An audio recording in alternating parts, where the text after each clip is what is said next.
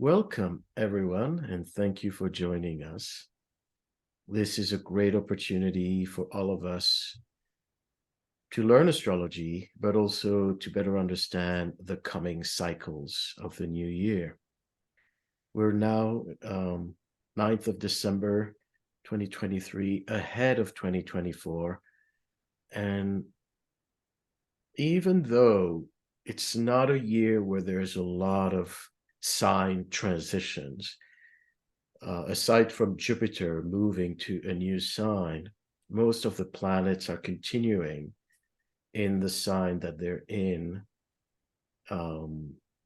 However, a lot of very interesting conjunctions and alignments and aspects are forming this year. And it does alter the, I would say, planetary weather. So here we are, a group of us evolutionary astrologers. I'm very proud to be with our panel today, up and coming astrologers. You may not be familiar with some of them, but all here are very gifted, and you will be able to appreciate new talent in our field. Everyone here is also going to be available whenever you're ready for private consultations if you need more personal advice and guidance.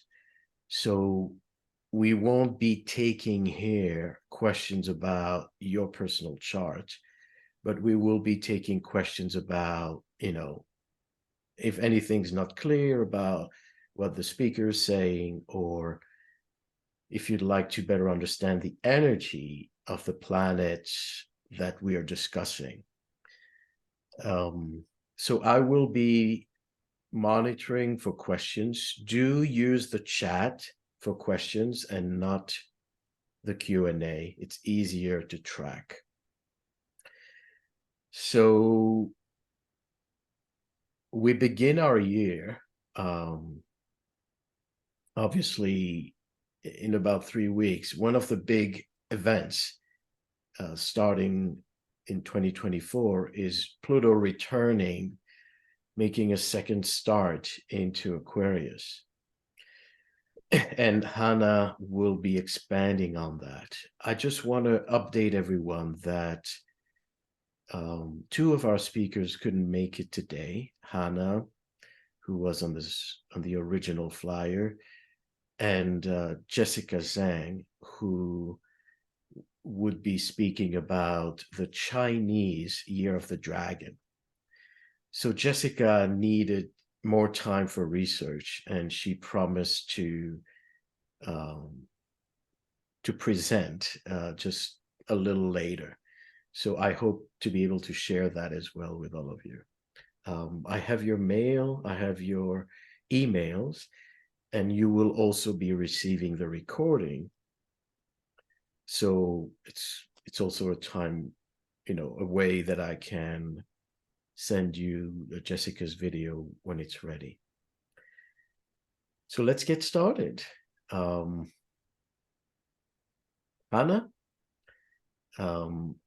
here with us. I'm going to stop sharing and you can bring your camera. So just introducing Hannah is an evolutionary astrologer based in the US, but born and raised on the coast of Brazil. She's curious, passionate about diversity, multiculturalism, and of course, learning.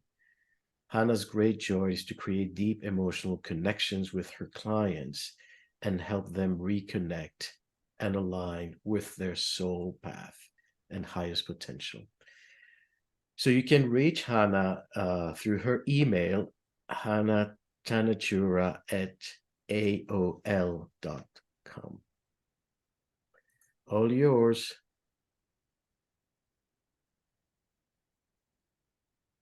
Hello, everyone. Just give me 1 second here so I can share my screen and get my slides up.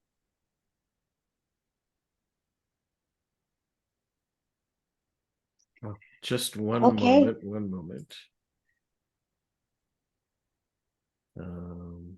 Yeah, good to go. Thank you. Hello, everyone. Hello, Maurice. Hello, astrologers. Hello, astrology enthusiasts. Like Maurice just said, I'm Hannah. I'm very happy to be here with you all. And before anything else, I just want to say thank you, Maurice, for giving us and giving me the space and the opportunity to share a little bit more about Pluto officially entering Aquarius. You know, this really big activation that we're all about to embark on together. And as some of you may know, this is a very long-term thing. I mean, Pluto is going to be in Aquarius for 20 years, so until 2044. And this is such a game changer at so many levels, you know, for all of us, for this planet, for humanity, for the advancement of the human race and human civilization.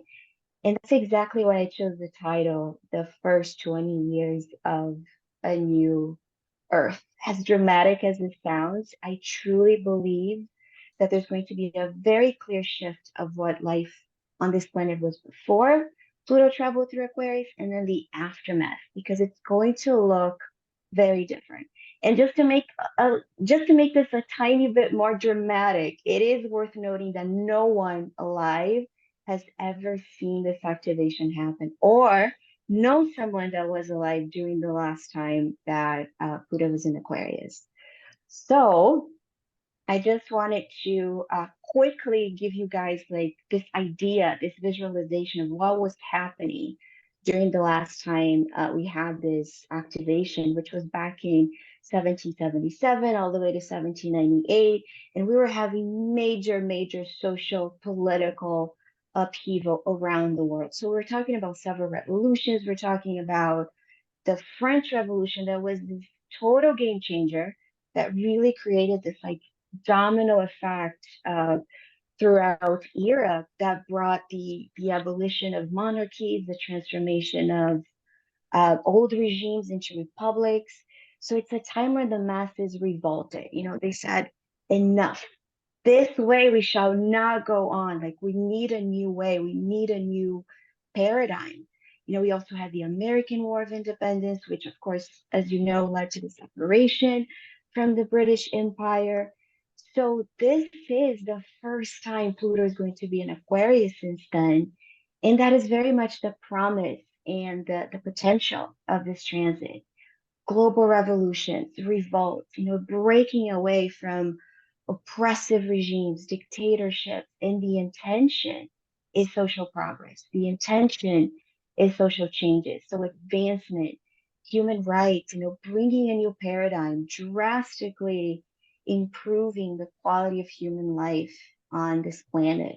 So it is about uplifting. It is about raising the standards of how we live, the infrastructure, the way we operate, and that includes the way we think, you know, how we perceive reality, the way our mind works.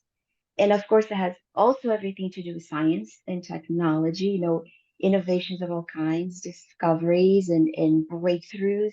I mean, when we talk about medicine, this is a time where we can discover a cure for all types of conditions that have been incurable. You know, we're talking about Alzheimer's, dementia, neurological issues, HIV, cancer. I mean, the list is endless and also about increasing life expectancy. You know, we're already hearing so much about biohacking the body, which is, you know, all about using all these hacks and tricks in order to like enhance your performance, live longer. I mean, Gen Z, you know, the ones born in the late 90s, they're predicted to live over 100 years already. So this is a period where we can really learn and discover all these things that can lead to the superhuman, you know, and this is not just related to health. This is all arenas of life, infrastructure, engineering, transportation, the way cities are built, the way cities are connected. Same thing with the fields of genetics and physics and the neurosciences, airlines, the travel industry. So all in all, this is a time for this major creative renaissance, and of course, that has everything to do with space. in space travel and in space exploration. I mean, NASA is going to be busier than ever. NASA was actually born with the sun Uranus in Leo. So this Pluto in Aquarius is going to directly oppose it and maybe shake things up. I mean, there can be some hidden secrets popping up. I mean, who knows? Um, and then the other thing is that the last time Pluto was in Aquarius, it's exactly when Uranus, which is the ruler of Aquarius, was discovered. So what's going to happen now? I mean, what's going to be discovered? Are we going to discover like new planets, including habitable ones? We're just starting to see so much with the James Webb Telescope, and we're barely starting. What about space tourism? Are we going to, instead of going to vacation to Bali, are we going to maybe spend a week or two on a different planet in a different star system? And my favorite, how about extraterrestrial life? How about life beyond the Earth? Can this be that not only this is going to be maybe a time to discover alien life, but what if we start to interact with it? What if it becomes a part of our normal daily lives? You know, in the same way that we connect with people from different countries, how about different planets? What if we're given technology? What if we receive some type of access that could also be a game changer for us? Could this be the beginning of the interstellar human? And of course, this is super incredible activation for the field of astrology as well, the future of astrology, as it's becoming more and more accessible and popular. This could also be this major time of renaissance for the astrological field as well. But we're talking about so much, right? We're talking about this extraordinary potential that this Pluto and Aquarius carry beyond what our minds can even fathom. But what is the risk? What is the downside? What are the shadows? Pluto speaks of transforming the shadow into the light. It speaks what needs to be reassessed, reconfigured. So, as exciting as these innovations and advancements can be, there can also be danger. For example, moving too quickly. It's too fast, it's too furious. It's being very quick to destroy, very quick to upgrade. You know, you're having all these breakthroughs, accelerating into the next star system. Everything is happening so quick, but without the proper integration. So without that, really having the time to really build that foundation, that solid, secure, well-established foundation, including a proper emotional integration. So when we talk about technology, I mean, we're already seeing AI become more and more part of our lives. And as exciting as this potential can be, because it can really help things, right? It can really make things easier and faster for us. But it's going to also bring up the question, is the new really better? Because it can also be misused. It is picture the bionic superhuman. We are at the peak of our performance. We're living 1,000 years, but without no heart, but without no compassion, no love. You know, it's that human that's disconnected from their emotions, disconnected from others, disconnected from the earth, all mind, full grade mental intelligence, mental capacities, but no heart. Is there worth going to the furthest galaxy? Is it worth building cities up in the sky if at the same time we're not taking care of our planet, of our mother, of our earth? So these are some really good food for thought as we're just in the beginning of this shift. And I just want to quickly show you guys some dates here. This is the kickoff of the cycle. As you may know, Pluto actually moved into Aquarius earlier this year, just for a little bit, but then it went back to Capricorn just to really finish up business. So January 20th, 2024, Pluto and the Sun are meeting for the last time at the 29-degree Capricorn, that 59-minute, it's the official goodbye party. I named it the Last Supper, because they're not going to meet up again in the sign of Capricorn. Fun fact, until 54. So it's a while from now. And then a few hours later, both the sun and Pluto move into Aquarius in the same day. So first the sun moves into Aquarius and then Pluto. And of course, this is Lady Pluto here on the side of the screen.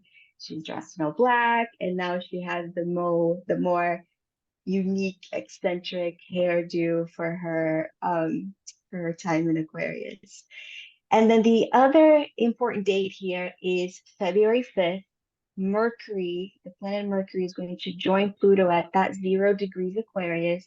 This is all about ideas, knowledge, social interaction, breakthroughs. I mean, this is this incredible time to break away from old ways of thinking, really opening up the mind, a new perspective, the new paradigm of the mind, really. So pay attention to what is going on for you that day. And the next one up is February 13th. This is the day Mars meets Pluto at that 0 degrees Aquarius. And Venus, as you can see, is not too far behind. And I titled this "The Force Awakens." Can you tell I'm a Star Wars fan?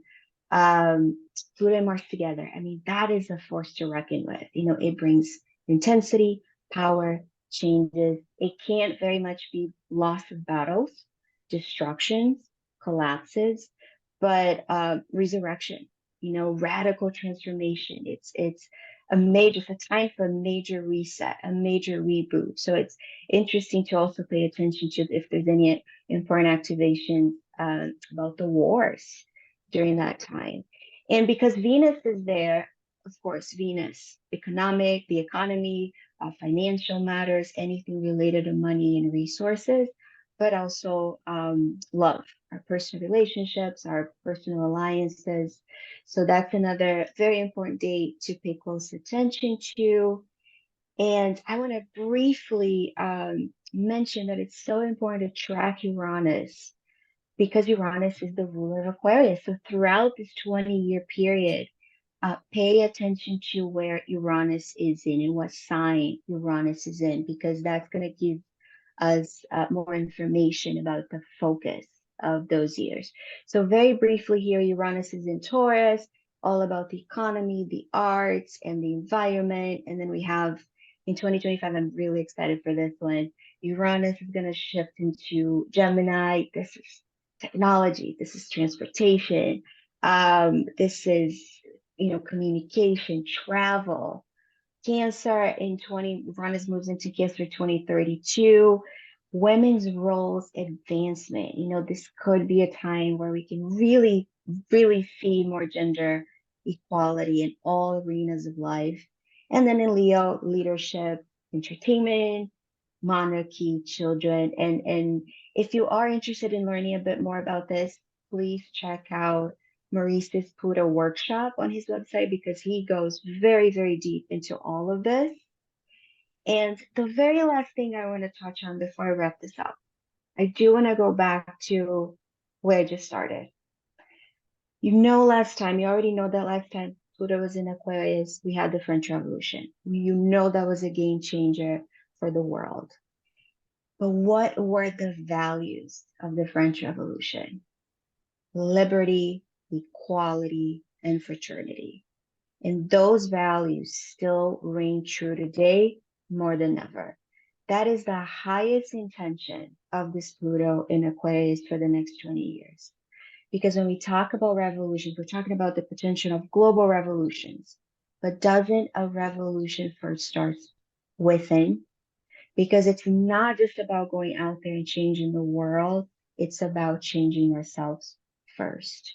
So I do want to invite each one of us during this time to take a really deep, honest look within ourselves and ask, what needs to change? You know, Pluto's calling is all about emotional depth. It's about the emotional discovery. It's about going within. So the question is, what do I need to break away from? What are the old conditioned ways of being, of thinking, of doing that I'm still carrying, that ultimately keeps me limited, that ultimately is not serving me anymore? You know, what what truly needs to be elevated, upgraded, all those Uranus um, words here, improved, and what needs to be healed. Because when we change ourselves, that is the most powerful way that we can change the world. And then each one of us can show up in the community, in our communities, and consciously join forces and consciously create a better society, a better humanity, and bringing both the heart and the mind. So, on that note, thank you very much. May we really use this knowledge and these energies at our highest alignment with our hearts, our minds, and our spirit. Again, I am Hannah. If you'd like to get more information about me, about my work, or if you just want to say hi, here's my contact information, including the QR code that is for my website. I do offer personal readings as well if you want to know how this activation is personally affecting you and your chart. And thank you so much for watching. Thank you so much, Hannah. And touching on what you covered, it is interesting. You spoke about the wars with Mars Pluto. The Ukraine war started, with the previous Mars Pluto conjunction. And for this cycle, something that I'm going to present today as well, last, is that as the Pluto Mars begins in February, the first cycle, this upcoming cycle, the opposition will be in November during the US elections. So there is this, the timing for what happens in, end of January and into February is echoing a lot of other cycles. Thank you so much. And like you say, I believe one last note is when you say that connection between sky and earth, the fact that the ingress of Pluto in Aquarius coincides with Uranus being in Taurus is very reflective of that intention to connect earth and sky. Thank you so much, Hannah. And now we proceed with Sean O'Connor, who is living in Iowa, Fairfield, Iowa, US-based astrologer, psychic, medium, and artist. His website, Kin of Kins, and my personal experience with Sean, definitely an amazingly gifted, precise, and I would say compassionate astrologer. So Sean is going to speak about Lahaina and the fire that occurred last August. Sean lived in Lahaina. I'm going to let him introduce the subject. But the reason, we thought this would be appropriate for this talk, even though it's not 2024 per se, is that it does touch into the ongoing cycles that we are in and transitioning into.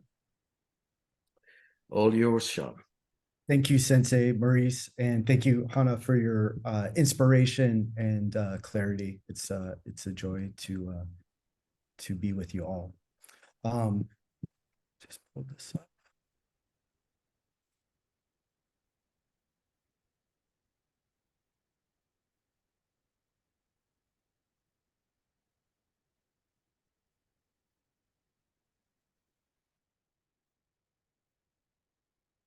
Apologies, took me a moment to get my act together. Hello, my name is Sean O'Connor. I cannot see you in the face and look in your eyes, but I'm very honored to be here and to be with all these esteemed world healers that are gathered today. My presentation today is very abbreviated, and so I hope I go at a pace that's understandable. You can always reach out to me if you have any comments or challenge or anything you'd like to offer. But this talk is called Opposite the Sun, and it's the life, death, and rebirth chart of the Lahaina banyan tree is what I'm going to touch upon. And we're going to analyze this in 3 acts. Maurice said I used to work right across the street from this banyan tree in right off Lahaina Harbor, and it's a central feature of this community. And as I used to look out or have my lunch in this little park, this little square that you see here, it was such a mosaic expression under these leaves. This I think it's like 2 acres of a singular tree with locals and visitors and song and art and also violence and depravity, all under these branches. And as Maurice does this work about the death chart. And so as this horrible fire happened and friends of mine lost everything, I mean, really just escaped with their lives and the clothes on their back, I started as an astrologer, sort of just seeing what was the perhaps astrological causation of this story here. And so I hope I don't offend, but that's what I'm going to try and enter as a method of speculation here. So my main question is, what can the life, death, and undeath chart of a ceremonial planetary suggest about the soul enterprise of Lahaina and Greater Hawaii? And let me be very clear, I am not Kanaka Maoli. I'm not Hawaiian. I was a visitor there. And so I defer to the people who live in this community, but this is just hopefully a gentle observation. I'm going to, on a technical level, I'm going to use 3 charts using hypothetical timing, and a sun at the ascendant, a sun at the MC, a sun at the descendant, because I don't have an accurate birth time for what you'll see, or initiation time. And so this is just using our creativity in astrology, which I think is always correlative and sufficient in its own way. And a foundational premise that I have is that the Hawaiian kingdom is an occupied territory. And we may have very differing and strong opinions about the justification for that, but it is a known fact that there was a royal composure there, the Hawaiian kingdom, that was overtaken by another force foreign to the islands. And so this just sort of sets the stage of our story here. And I'm just going to throw out a little other details just to dive in. And in terms of solar context, when I talk about the sun, I'm really just asking you to put in your back pocket that the sun correlates here to a royal identity and self-actualization and generational legacy and purpose. And so you may dispute that, but just this is just to follow along. And there's an etymology here of Lahaina, which is a cruel or merciless sun in terms of the Hawaiian language. And so I just like to offer that. And then at the end, I'm going to touch about Hygeia and Aquarius. And sometimes keywords are so superficial and surface, but just in order for brevity, when I speak of Hygeia, I'm talking about holistic journey and potential. And in terms of Aquarius, I'm really sort of focusing on our world family, our visionary tendencies, and our utopian perspective. So take it or leave it. I always assumed, and this was just in the mythology of my own mind, that the banyan tree was planted by the community and sort of grew there. But there's actually initiation there from a colonial agency right there. William Owen Smith, who is the planter of the banyan tree in terms of historical record, he was the sheriff of Lahaina, Maui. He was instrumental in the overthrow of the Hawaiian kingdom, and he was the attorney general of the provisional government. And so there's this sheriff-like severity to him. And when I looked at his chart, I thought it was appropriate to, as we do when we don't have a birth time, perhaps put the sun on the ascendant. And I just want to have this in your mind, this neighborhood of this Leo, Sun, and Venus and Hygeia there. So just keep that in your back pocket, please, because it will come up later. In terms of the Lahaina banyan tree, we don't have an accurate, time. I couldn't find a record of when the minute that Smith planted the tree. And the commemoration that this tree was planted at was the 50-year anniversary of Christian missionary contact to the islands. So there is a colonial projection there right away. And if you can look at this, if we can entertain that the sun at this highest was the day, the initiation of this Lahaina banyan tree, just in terms of our speculative tendency, we see this very, very strong Grand Cross that to me says something very succinctly about a royal betrayal. We have the sun at the highest in this beautiful, Taurian sun. I'm a Taurus sun, so I always think it's beautiful. But in fullness, in opposition from it, we have this very chthonic, penetrative Scorpio Mars. And there are hints in the deepest parts of this root, some energy of betrayal here, especially where they're squaring this Uranus and Saturn. There's just a very sort of energetic initiation there that will take us to modern times, I believe. And just very quickly, that North Node with Venus and Pluto there in Taurus speaks to me of not only the regeneration, the recreation of beauty and of the senses, but of land use. When this awful fire happens, right? And as I was sort of formulating this life of the banyan tree and using that symbology perhaps as a purview into wider West Maui, there's not a singular moment that we can say that the banyan potentially perished at. So if you looked at that day when the sun reached into the horizon, into the ocean, Lahaina was forever changed. It was destroyed, and so I just thought that was a good place to start to build this rebirth chart of the Lahaina banyan tree. And you can see there's this very interesting, it's not interesting, I shouldn't say that's a callous word, but there is a very inquisitive aspect here about what Hana was talking about, with Hygeia and the sun Venus opposing each other, squaring the moon Uranus and Jupiter there. So there is perhaps a crisis in potential of new Earth happening there. And I say that with a little reservation and sensitivity, but we're looking at this at an objective evolutionary perspective. We can see here that Sun and Venus in Leo, right, is shared by Smith. So there is something of a legacy right here in this neighborhood of Venus and the Sun in the mid degrees right there. And there's also a Hygeia opposition, right, that I find very interesting in terms of holistic necessity, right, between the royal and the communal.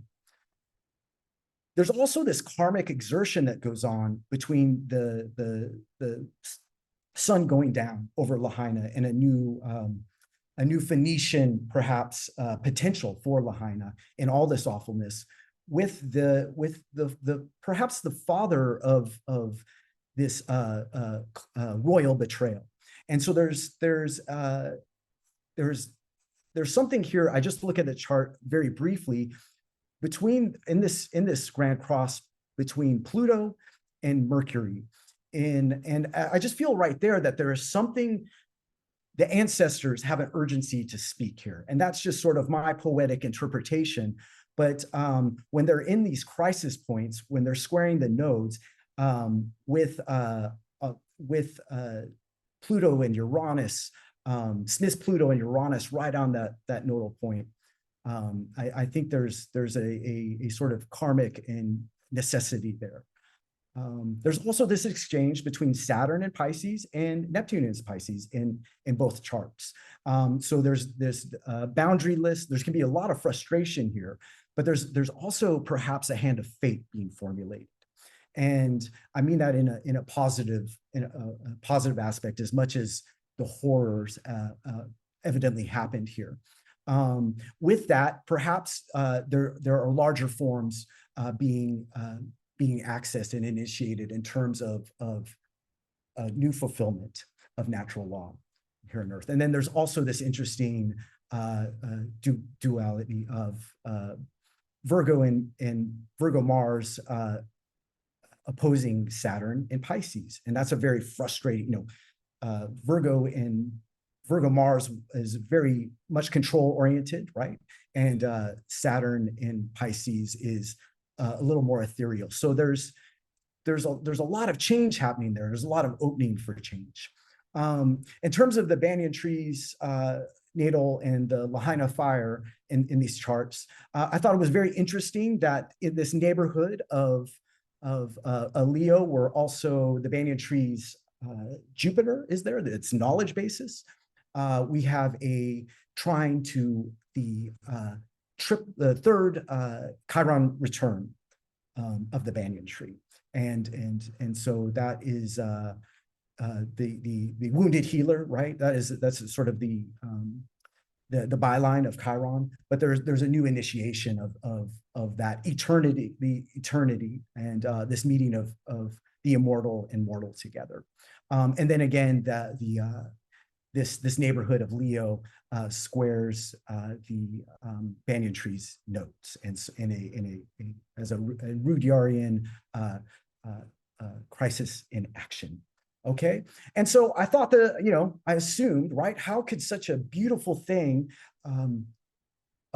stay vital with that toxic fire, that immediate fire, the destruction, the apocalyptic menace of that sudden fire. And a month and a half later, we find signs of regeneration. And so perhaps, this is not a death chart, this is a rebirth chart. And that there's some interesting information there, even just on the method of healing for that banyan tree to regenerate itself with Hygeia potentially at the ascendant, right? In this Phoenician rebirth chart. At this innate core, there's science. You can see here, there's a gentleman using ingenuity and genius in a higher perspective to save this tree. But in terms of the community, after this awful thing happened, there was not much governmental help. There was an overwhelm of the infrastructure there. And so this opposition of Venus and Sun right at the descendant, where there is a embedded, I think, mutuality, as much as there are the feeling of lack personally. It is in fullness with Hygeia. And you see this mutuality, the people from the county, from Molokai, from Lanai, from other parts of Maui came by boat and brought water and brought food and brought clothing to people who lost everything, that barely made it with the shirts on the back.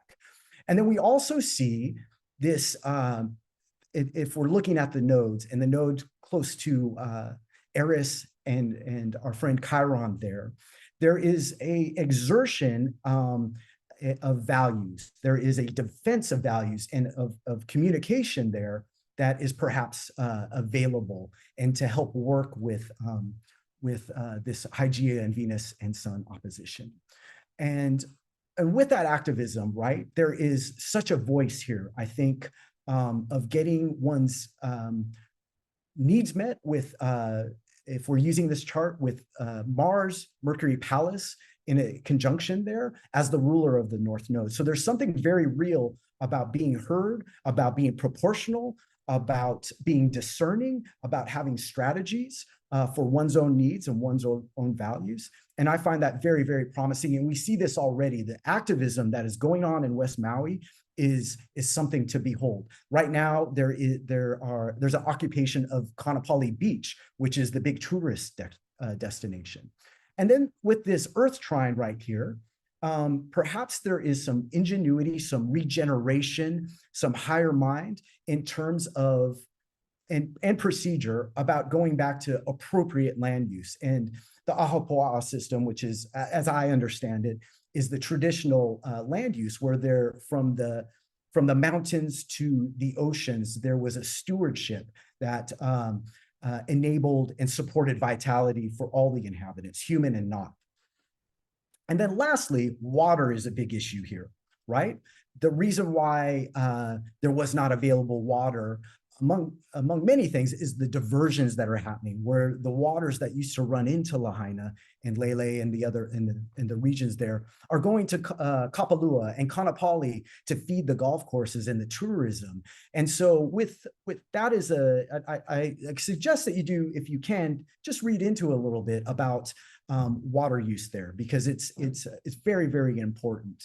And it's, as we can see with a Saturn and Neptune and Pisces, the structuring and the order of water may be very important on a personal level.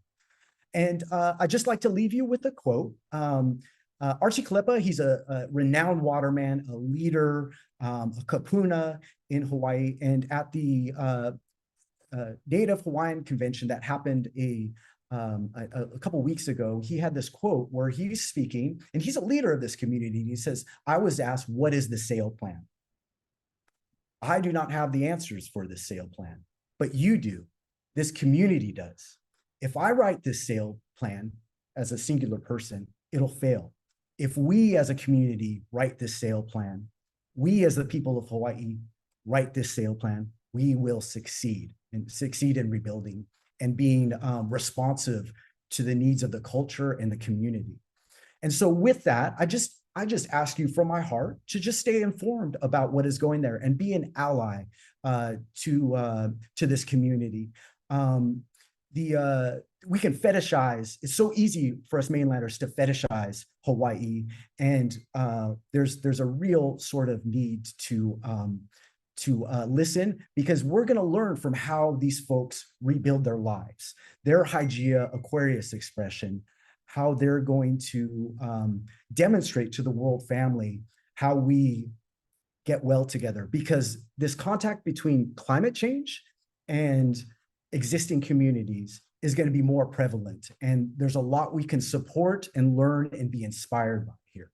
So with that, my name is Sean O'Connor again. I would love to hear from you if you have any comments or condemnations. Sean O'Connor at kinofkins.com is my addy, and you can go to my website. And I don't have my books open until the first of the year, but you can get on my mail list and I'll keep you in the loop. And I'm just so very blessed and very thankful to have this opportunity to share. And thank you so much, Maurice. It's a pleasure to have you as our great teacher. Thank you, Sean, and thank you for a very thoughtful process and study. I do believe that there is something in what you're saying that is seeding consciousness for all over the planet, that what happened in Hawaii is a microcosm. So let's keep all these insights in mind, and as you say, keep track of the climate that is being reproduced in many other places on the planet. Blessings to you. And next we are meeting Key Tyler. Key is a practicing astrologer, Kundalini yoga instructor, and writer. Over 7 years of experience giving expertise to a wide range of publication and social media platform. So Key is a digital nomad. We couldn't find a particular specific geographical rooting place for the wild spirit, and indeed her website is astrologyinthewild.com.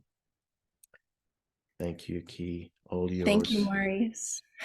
Thank you for the wonderful introduction. Thank you to Sean and our previous presenters so far. It's wonderful to be here together and to create hope with one another. So I'll go ahead and share my screen and we can get started.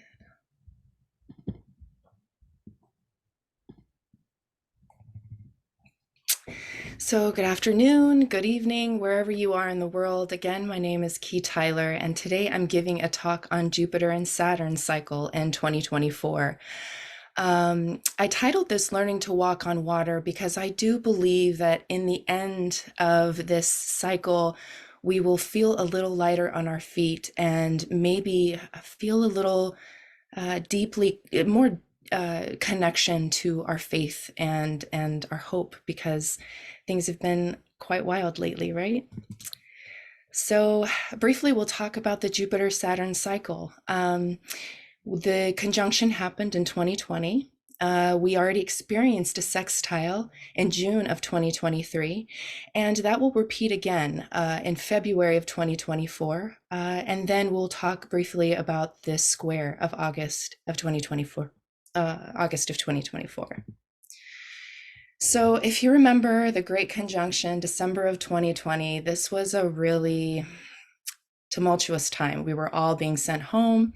The vaccine had just come out, and we were really just sitting down in front of our computers and on our phones, using our minds a lot. And when Jupiter and Saturn came together in Aquarius, it brought an upgrade. It brought a refinement to our lives, and it asked us to make our lives better.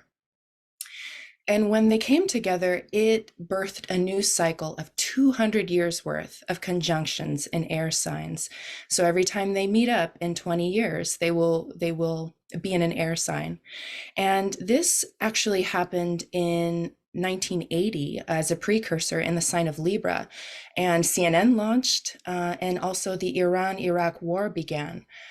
So we see social media, not social media, but we see news broadcasting changing, and as well as turmoil between lands. When Jupiter and Saturn comes together in an activation, it really wants to shape new beliefs. We start to develop new social structures within our networks, things like the internet, issues of humanity and leadership, and really gives us a push towards advancements in science. So with 2024, we're bringing important thresholds about our interconnectivity, our sovereignty, most importantly, and kind of picking some new role models that have better ethical references, better people that we can look to. With this activation of air, we're looking for lighter loads, we're looking for practicality, and we're looking to use high mental input. Right now, Saturn is in the sign of Pisces, and so this is a water sign, and with it brings restructuring boundaries and dissolving them. And there's a need to understand order and structure from a global and spiritual perspective. And that just means, what can we do? What does this all mean in relation to everyone else? What's outside of us? How can we care about things that are more than just our personal advantages? There's one thing here, though. There's some risks. There's role models and structures that are weakened. There's a lack in solidity and an absence of tangible references to turn to. Neglect can ensue. So we're starting to see that water and earth combination with this of kind of being in muddy waters, and really looking for new advancements in the way that we treat each other, in the way that we look at our resources. So Jupiter is in Taurus right now, and it represents our resources in the material realm.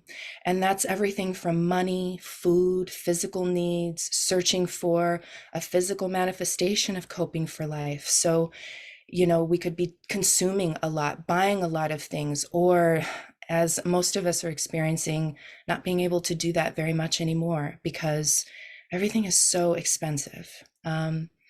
So this really has the purpose of bringing meaning to our resources. What are the most important things to us, and how can we really cultivate and protect those things?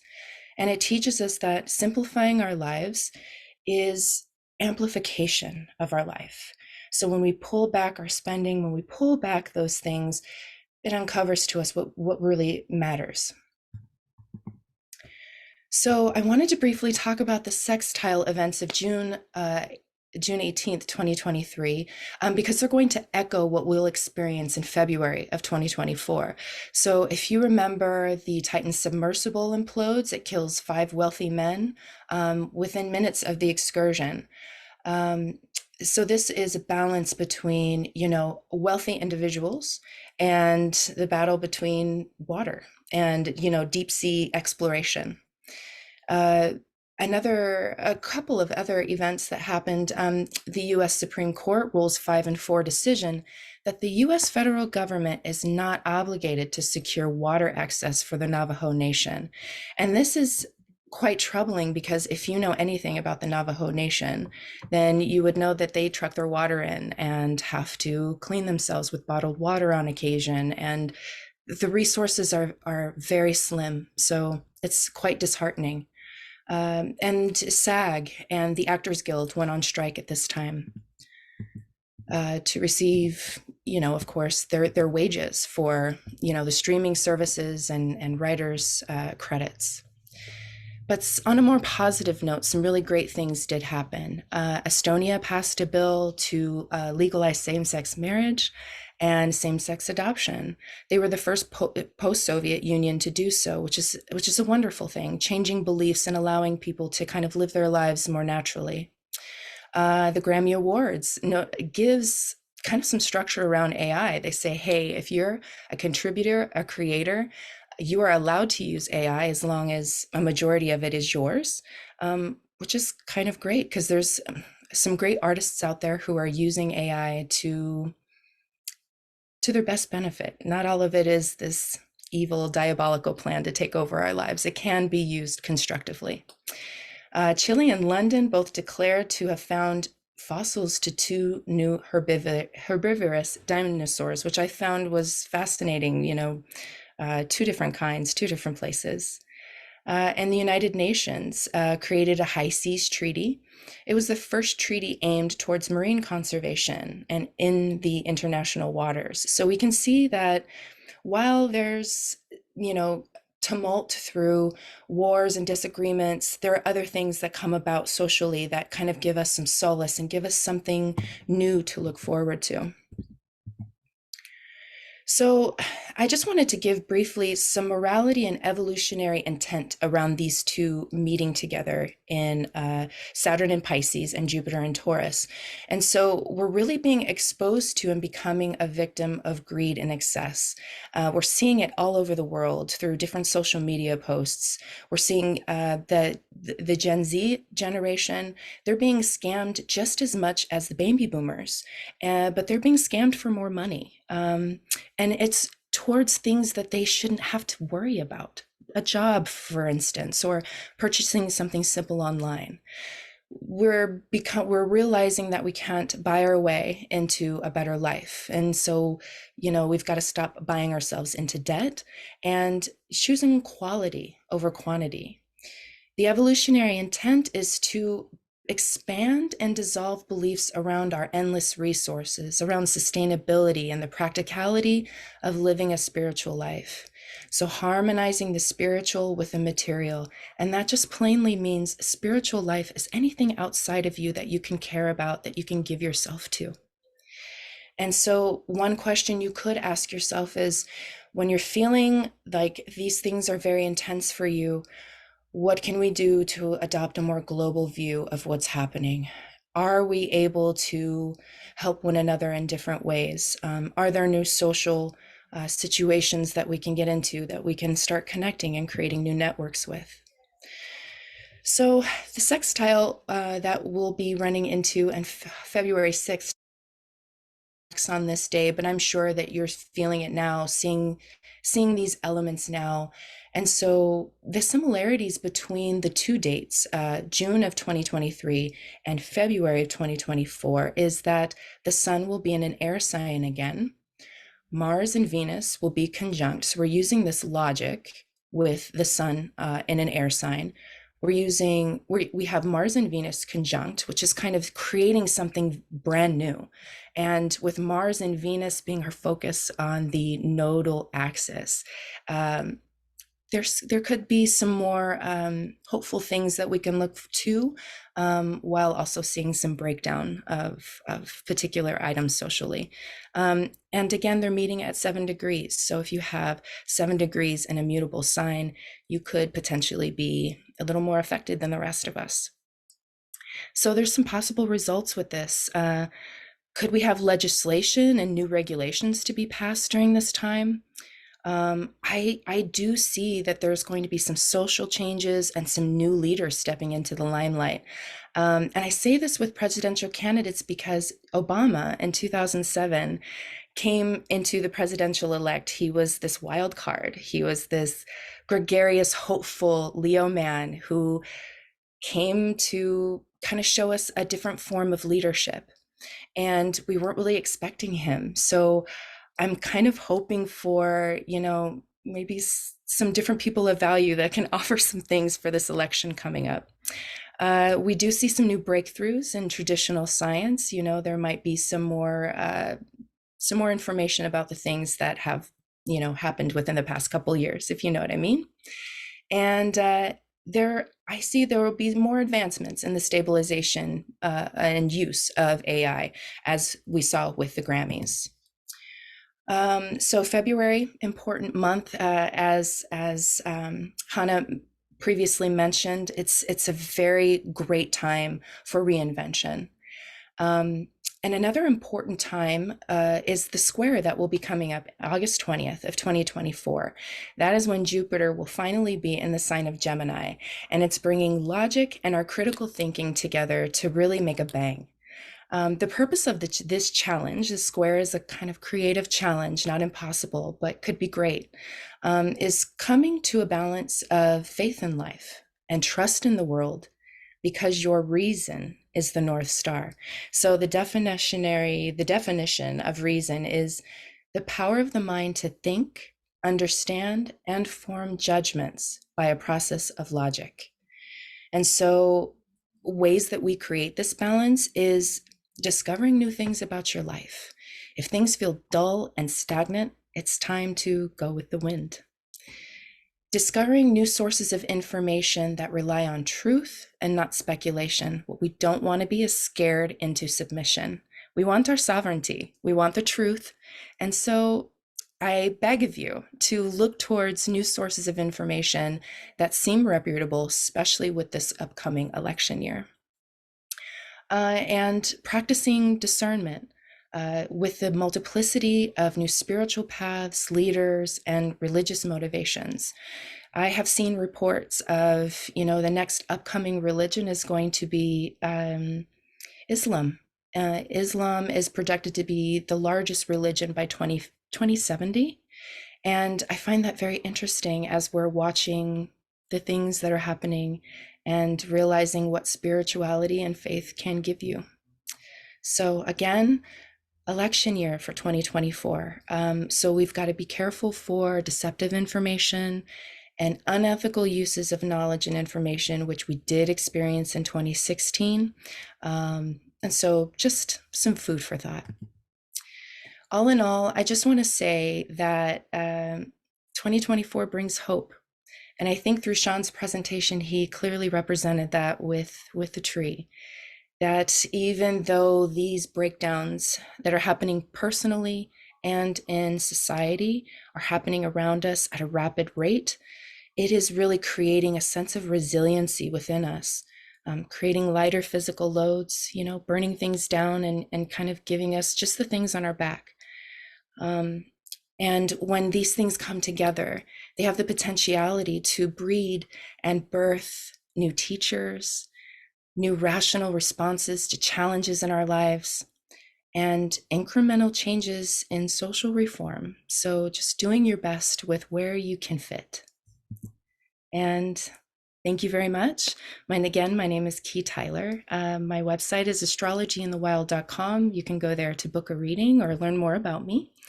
And I have a YouTube channel that's pretty fun. It's Astrology in the Wild and Key. Thank you so much, Maurice. Thank you, everyone. Blessings for 2024 and Happy New Year. Many, many blessings, and thank you for an incredibly thoughtful presentation. I think definitely a lot of food for thought and interesting, about the belief systems changing for sure. Let's see what happens with Jupiter from the trees to the sky and to the air as it moves into Gemini. And next we are moving to Jeff Grunland. And part of the sequence of the speakers relates to the sequence of activations. Hannah spoke about the Pluto in Aquarius. Key spoke about the sextile that's starting in in February, and Jeff is going to speak about Chiron conjunct the North Node on the eclipse. So that is happening in April 2024 in the sign of Aries. And Jeff, certified evolutionary astrologer who has been studying astrology for 30 years, served on the board of OPA from 2017 to 2022, and currently teaches the OPA Astronomy for Astrologer program with Lene Van Horn. He writes weekly astrology forecasts on his website and for New England-based Mexicali Blues. Thank you, Jeff. Thank you, Maurice. I'd like to thank you, first of all, for having all of us here today, having me here. And thank you, Hannah and Sean and Keith, for excellent presentations. And indeed, February is a time for growth, change, as most times are, but February indeed has a lot to say. And I will be talking about that today. So hi, everyone. I'm Jeff Grunland. Hopefully you can see my slides just fine. So I'm speaking today about Chiron's conjunction with the North Node in Aries, which takes place on February 19th of next year. This is about fortifying our will to not just survive, but to thrive. I'm going to start talking about the mythology of Chiron because ultimately the roots of our delineations are gleaned from the mythologies of astrology's archetypes. And while this talk is about a conjunction between Chiron and the North Node of the Moon in Aries, I am going to primarily be focusing on Chiron as the overarching theme behind the conjunction. So the mythology of Chiron. Chiron was the child of Saturn, or Kronos, and Philyra, an Oceanid, or sea nymph. While Saturn and Philyra were engaged in their tryst, and there are some accounts throughout different mythologies that Saturn raped Philyra, Saturn's wife Rhea entered, which is when he took the form of a horse and galloped off so Rhea would not know it was him. When Philyra gave birth to Chiron, she was disgusted by his being half horse and half man, so she abandoned him on Mount Pelion in Thessaly, Greece. It is here that Chiron was found by Apollo and raised by him and his sister Artemis, the goddess of hunting. Apollo went on to teach Chiron music, arts, sciences, prophecy, including by some accounts astronomy and astrology, and the healing arts, including the medicine of herbs. Artemis went on to teach Chiron the art of war, hunting, archery, and sword fighting. Chiron thrived in every field he was taught, eventually mastering everything. And so masterful did he become that he went on to mentor some of the greatest Greek heroes, such as Achilles, Jason, Ajax, and Asclepius. He is often referred to as one of the most noble characters in Greek mythology. He was never known to have a fatal flaw, and even the story of his death was a noble act. Chiron had two wounds. Chiron's emotional wound, his childhood emotional wound, was of course his mother finding him repulsive and abandoning him on Mount Pelion, but also that he was a child of adultery and perhaps rape. This pain was transformed after being taken in and fostered by Apollo and his sister Artemis, who taught him so many things, all of which he came to master. Though he likely never completely overcame the pain of his emotional wound, he channeled his energy and passion into the teachings of Apollo and Artemis and went on to mentor some of the greatest heroes in Greek mythology.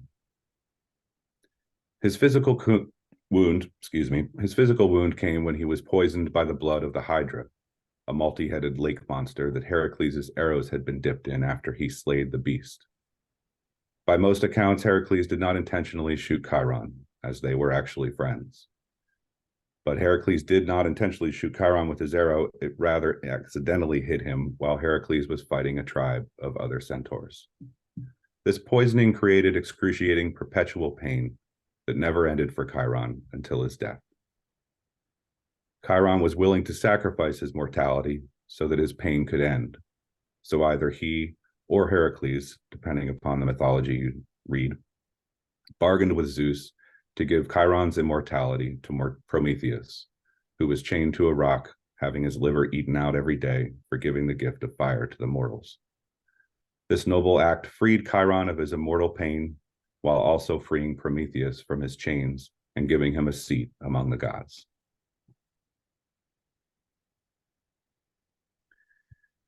Chiron's emotional healing required resolutions to his inner conflicts, which included his conflict between his lustful, lecherous, and beastly nature and his creative, reasoning, and divine nature, which he learned from Apollo, Artemis, and the environment he was raised. He also struggled to overcome the agony of his shame of feeling repulsive and being abandoned, which of course made him feel hideous, dishonorable, and unworthy. He learned to compensate for and transcend his emotional pain, however, by learning to integrate the dualities of his animal instincts and his conscious reasoning into his life.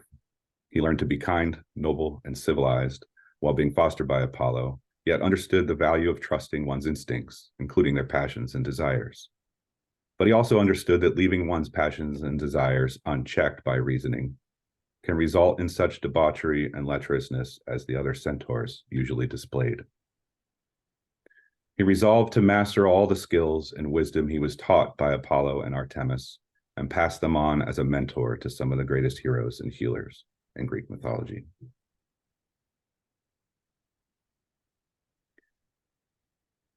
One of Chiron's most important teachings was his heroic code, which stated that one must be devoted to honor, justice, and nobility. And these attributes were embraced by all of his students. If any of his students forgot or disobeyed this code, this would often lead to their death.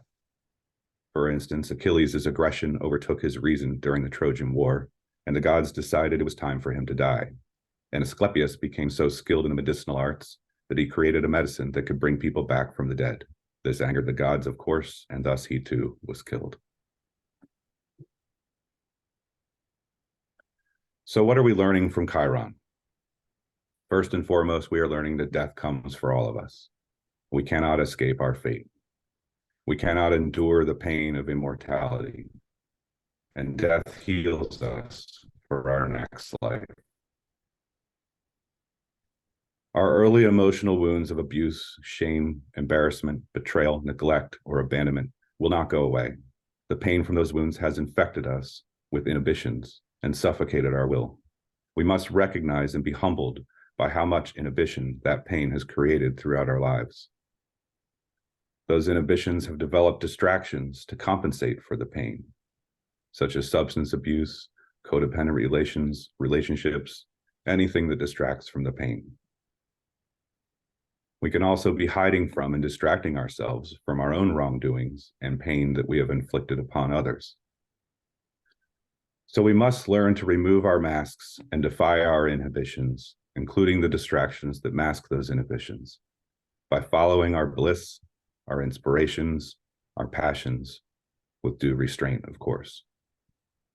And as we seek to humbly master what inspires us, we fortify our will to surmount our inhibitions and our distractions to thrive as purpose-driven individuals. And as we become masters of our bliss, our inspirations, and our passions, we begin to teach and pass on our wisdom and knowledge in sincere service to humanity. So, to the conjunction that's happening in February. The North Node in evolutionary astrology is a place where we find what we need to master in this life.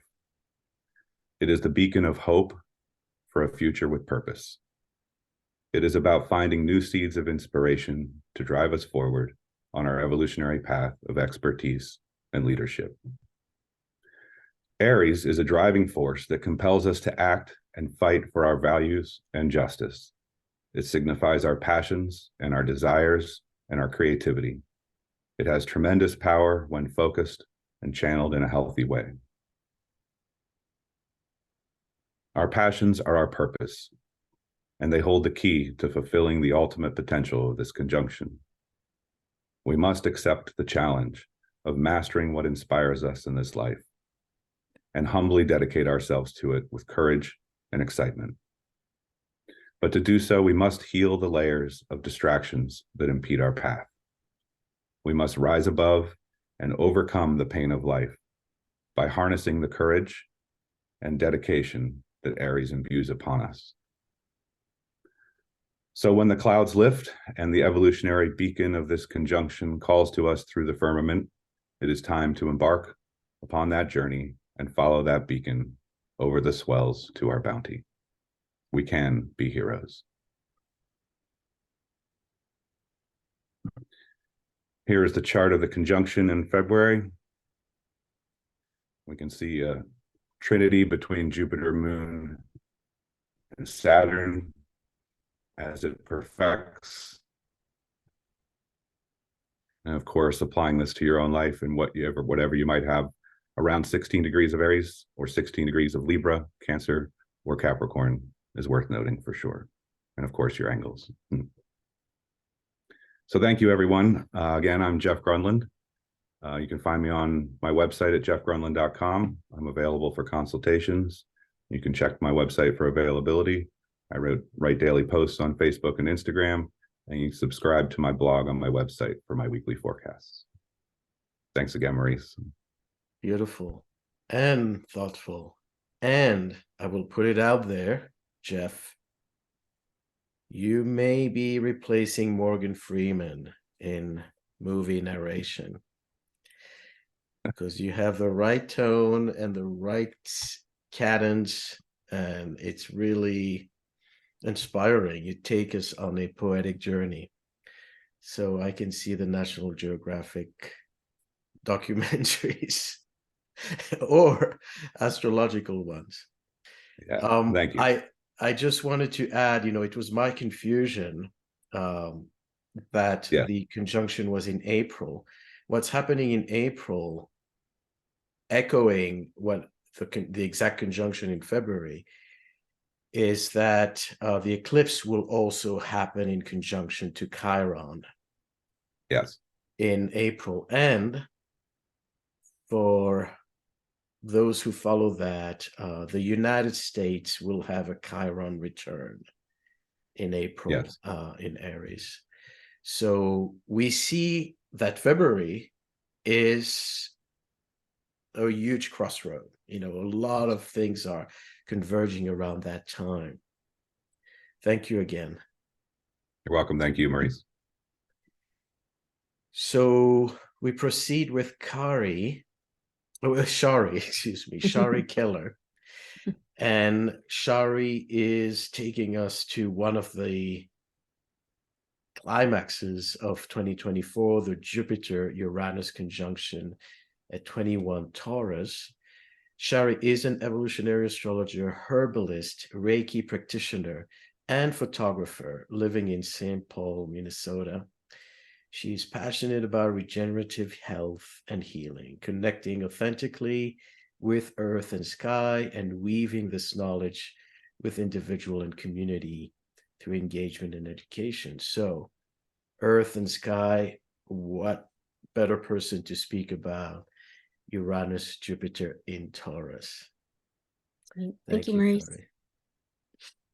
I'm going to share my screen here. All right. Yeah, and thank you to all the speakers before. It's really beautiful to see your hearts shine through the presentations and to learn this information. And thank you, Maurice, for organizing this event and inviting us to share. So I'm very excited to share about this Jupiter-Uranus conjunction that's happening April 20th at 21 degrees Taurus.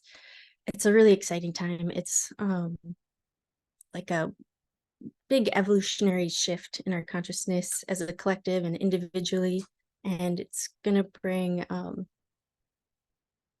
hopefully progress us all forward and expand us and our awareness of our connection. One of the reasons I was excited to share about it in Taurus is, as an herbalist, I align very much so with working with the plants and the earth and our connection to it, and how our bodies are microcosms of the earth too, and part of that awareness and becoming the best versions of ourselves, and taking care of the earth and that greater collective, bridging it all together. So this cycle happens every 13 to 14 years, where Jupiter and Uranus meet, and every 7 cycles of Jupiter equals 1 cycle of Uranus. So that's an interesting fact. So every 84 years, there's 1 Uranus cycle. And this particular conjunction happens just 1 time. It's just a single pass. And typically, or occasionally, it does happen 3 times with the retrograde, but this time we're just getting a little jolt of enlightenment. One really great reference for understanding this cycle is the book Cosmos and Psyche by Richard Tarnas.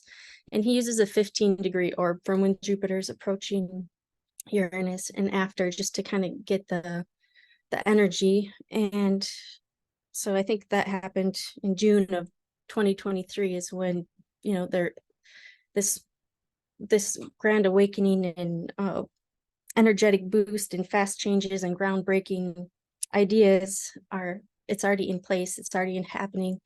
And both Jupiter and Uranus and Taurus have been in Jupiter for quite some time doing their work. So the peak of it is in April, and it's a very exciting moment for the whole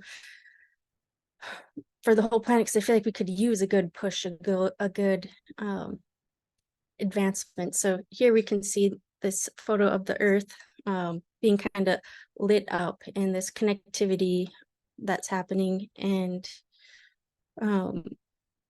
the advancements in technology that can unite us and bring us together. And of course, everything has its other side of the coin, but with technology, it makes things more accessible, faster, easier, not always better, but it does those things to free up more time so we could put our minds towards other things. Another thing here we can expect to see is the AI merging with our bodies, like Hannah was already saying. With the Pluto in Aquarius, I feel like this is really the exponential tip of what, or it's like we're at that like critical point where technology is just going to be growing extremely fast at an accelerated rate. And that's exciting. And it's kind of like that 2 steps forward, and Pluto's going to bring us that 1 step back to really look at like what is actually happening. But we could see, like in the beauty industry and with our physical bodies and merging and helping us to live longer, better lives. That's something we could expect. And then also with the architecture in cities and development and making things green and sustainable with this Taurus energy. And I was just researching online a little bit, and there's these architects and designers of cities that are mimicking like lily pads and creating cities with the principles of how lily pads work on water. And there's just a lot of new advancements in how we organize ourselves on Earth that are going to be taking place, and a lot of times people are, even whoever's born during this time will hold that energetic archetype and bring that forward in the future. And a lot of times, Richard Tarnas was saying in his book too, we can't necessarily see all the stuff that's happening right now, but it's being birthed, it's incubating, it's coming online. And this other photo here with the light bulb and the connectivity, I feel like this is a big awakening moment for the planet, and the critical mass theory, when enough people think and believe a certain way, it can like really shift the trajectory. So that's that. So we're going to upgrade and expand our values, upgrade our consciousness, belief systems, technology, and this can happen suddenly. and in Taurus being with our body, Uranus relating to our nervous system. And to me, what's exciting is there are so many people that are becoming more and more conscious of the nervous system in their body and working to bridge that gap with their mind-body awareness. And it's not as important to like travel far out there, but to travel within, and to do that space travel within and awaken that wisdom within our bodies and our connection to everything. And also with the earth, I just feel like there's big seismic shift potential that's there. With Pluto and Aquarius, you know, the modern ruler is Uranus. I feel like it could just really shake things up a little bit too and unearth new discoveries that will help elevate our consciousness, or like put things in a good or a more awakened perspective. Like I know in Turkey, there's new civilizations being, you know, uncovered, and we're learning new things about humanity through that.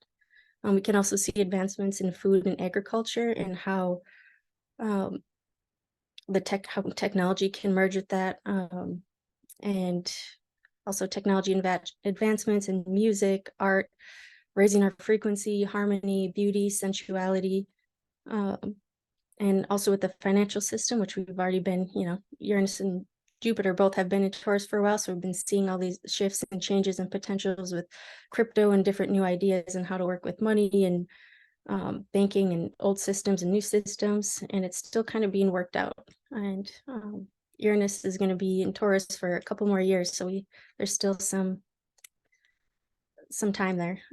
And also on a more personal level, like especially the spring season with Chiron on the North Node and Mars on the North Node, and this whole spring season is really focusing on ourself and our autonomy and what we can bring to the table as individuals, and like how we can sharpen our skills and really hone in on our values and our autonomy and standing on our own feet with that security and stability.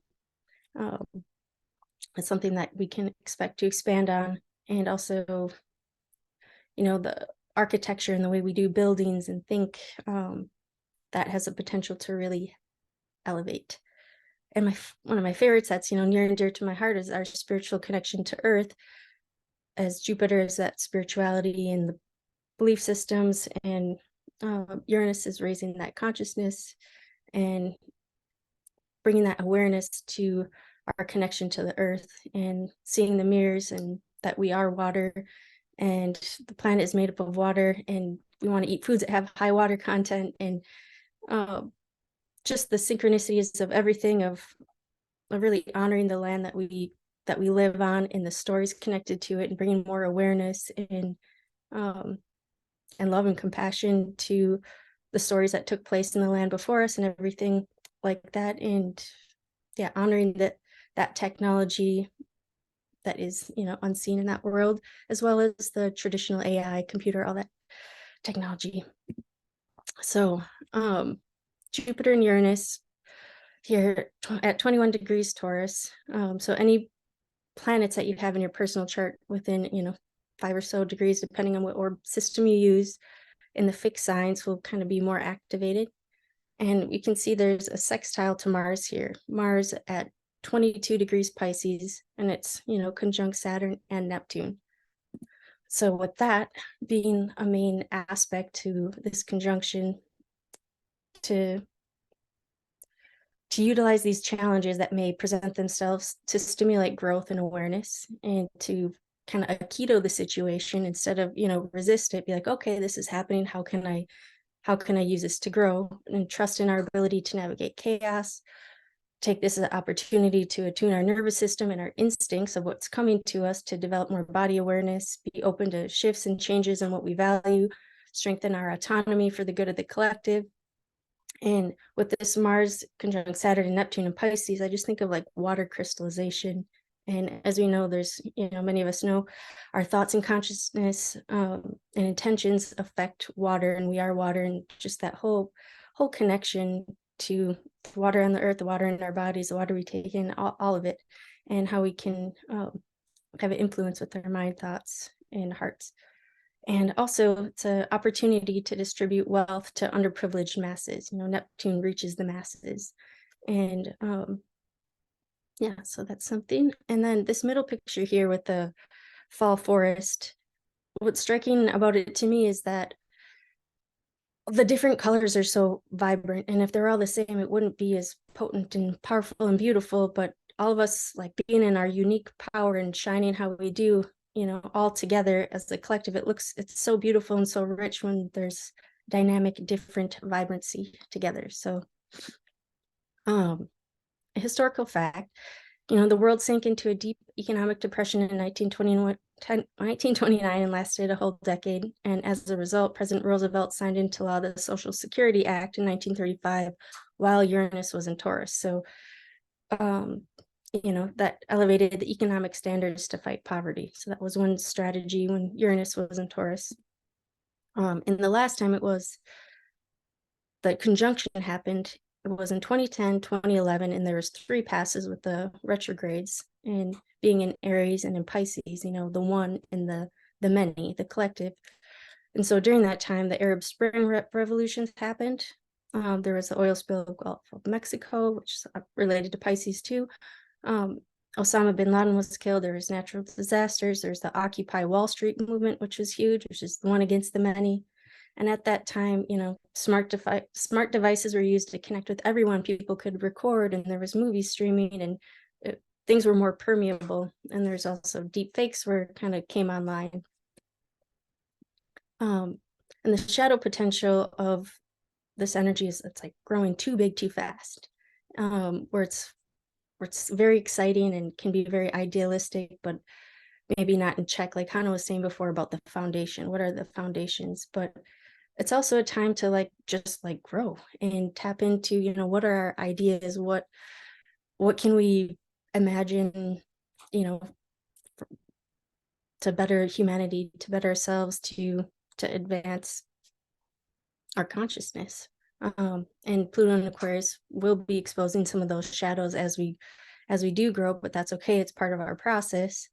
But something to just be extra aware of. Another shadow part is kind of the elitist thinking, like this is the way it should be, with Jupiter being about our belief systems, and Uranus being like, this is good for everybody, for the collective. And so we're gonna be mindful of that potential, people being fixated on an idealistic belief system.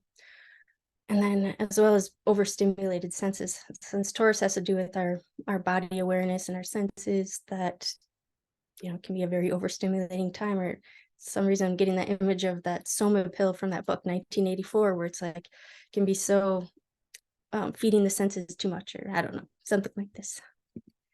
And the future meeting, September 8th in 2037, is the next conjunction at 23 degrees Cancer, and that will be conjunct the North Node. So part of our collective destiny, it's going to be, strong in areas of family, home, security, safety, belonging, emotional intelligence, healing. And,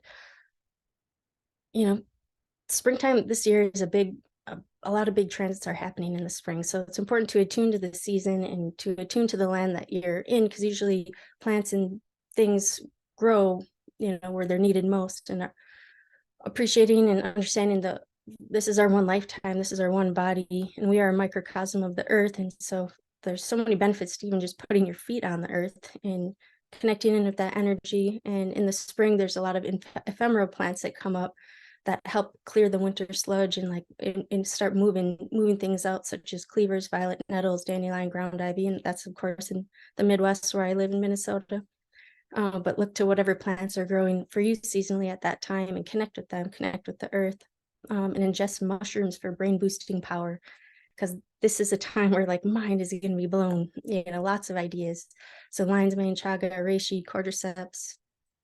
And flower essence that I thought was nice is columbine, to help individuality develop its unique creativity and inner spark, helpful for those who hold back their true identity. So, nice quote, be yourself, everyone else is taken.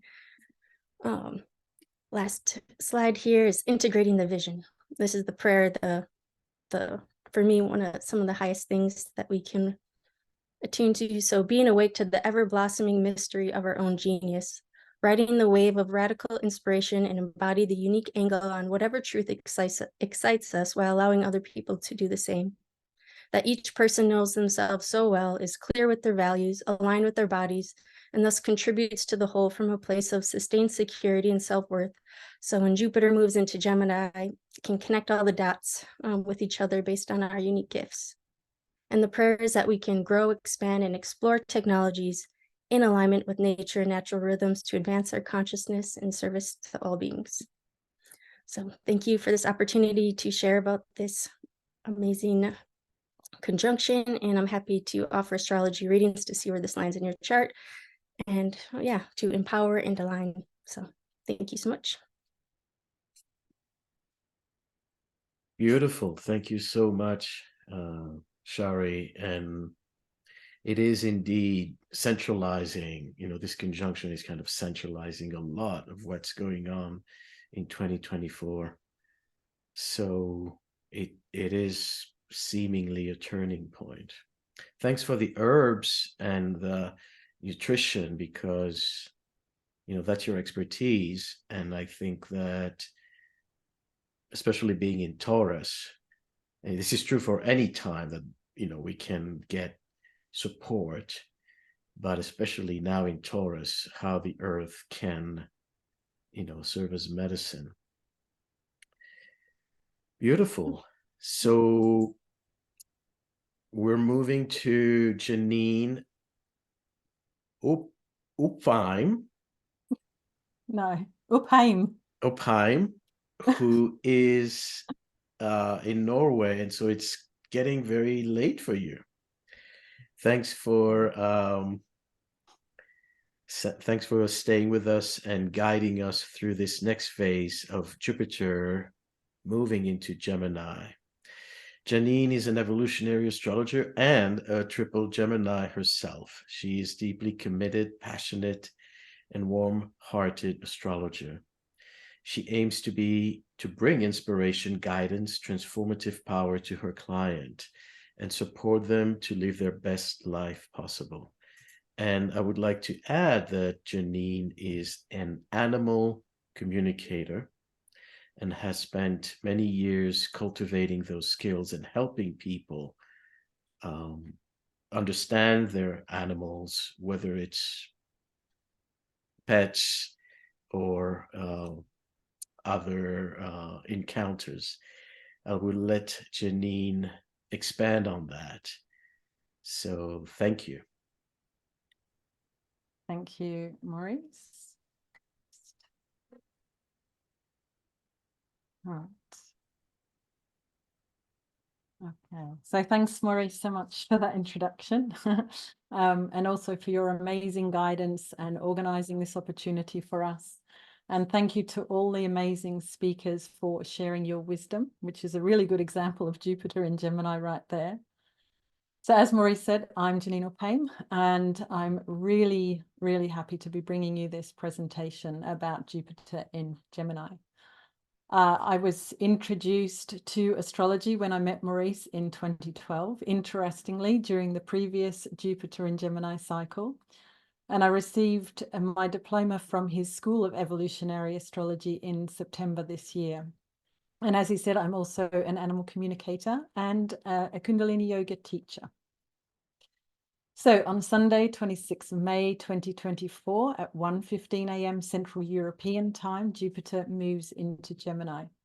Venus and the Sun will have moved into Gemini just prior to this. The Sun is usually close by when a planet moves into a new sign. The last time Jupiter was in Gemini was the latter half of 2012 and the earlier half of 2013, and this is a similar cycle. So have a think back to that time to remember what you experienced, because there may be links between then and this next transit. So the dates on the screen here, previous transits of Jupiter in Gemini with a few retrograde periods.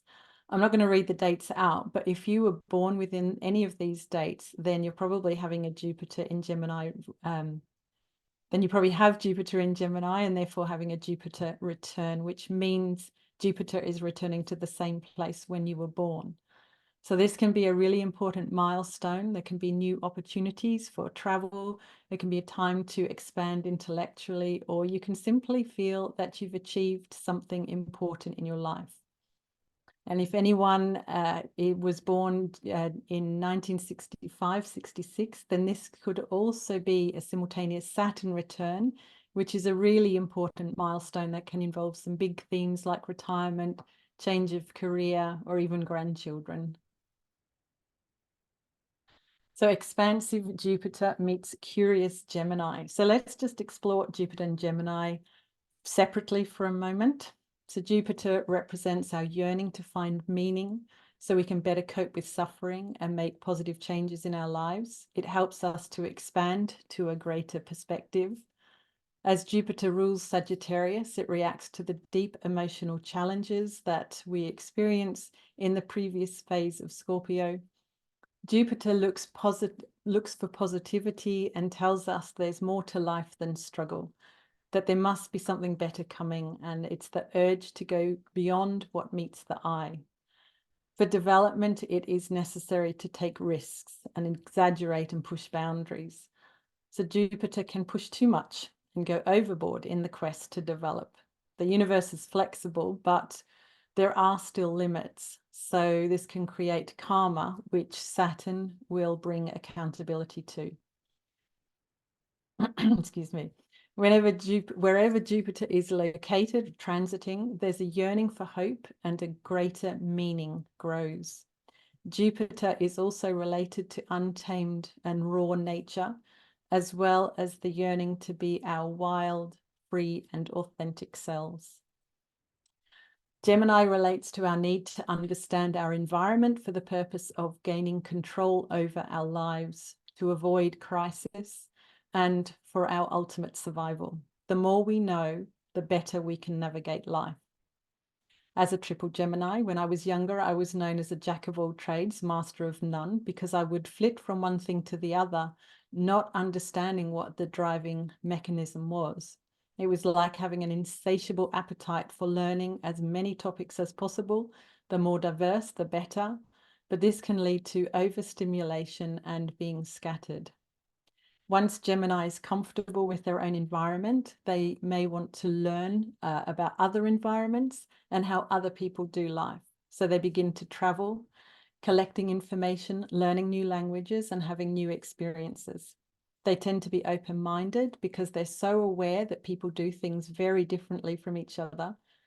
And they also tend to be more neutral because they're an air sign. Geminis are aware of the wholeness, the interconnectedness of everything, and can see when two different parts can work well together. So as I mentioned before, Jupiter rules the sign of Sagittarius. Sagittarius and Gemini are opposite each other in the chart. Both Jupiter and Gemini want to understand more. Jupiter emphasizes the yearning to learn more or gain greater meaning, and Gemini adds the need to know, but focuses more on rational thinking and exploring all of life's principles. So there's a real focus on the expansion of the mind with this transit.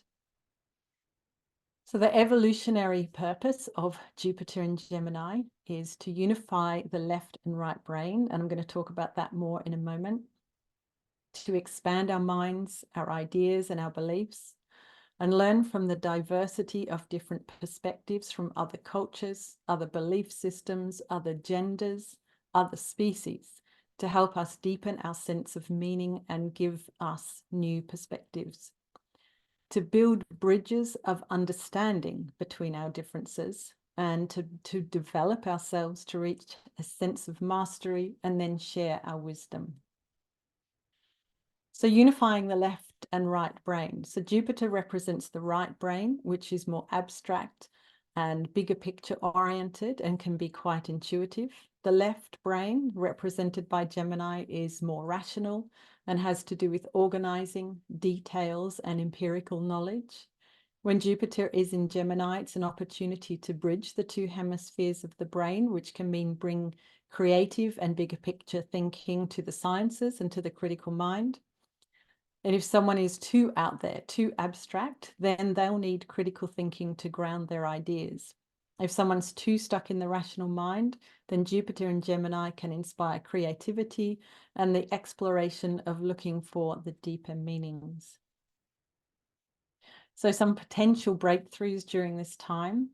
It's a time when you can free your mind, where you may question all that you know and explore new paradigms and possibly come up with some new realizations about yourself and life. There can be more desire to understand the cause of conflicts, a willingness to put weapons down and discuss the issues. New alliances can be formed.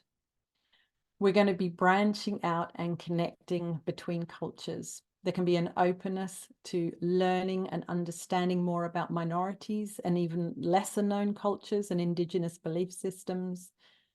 People may be more vocal about their grievances, so we may see more street protests in the early stages when Jupiter is trining Pluto in Aquarius. This is going to be extra powerful.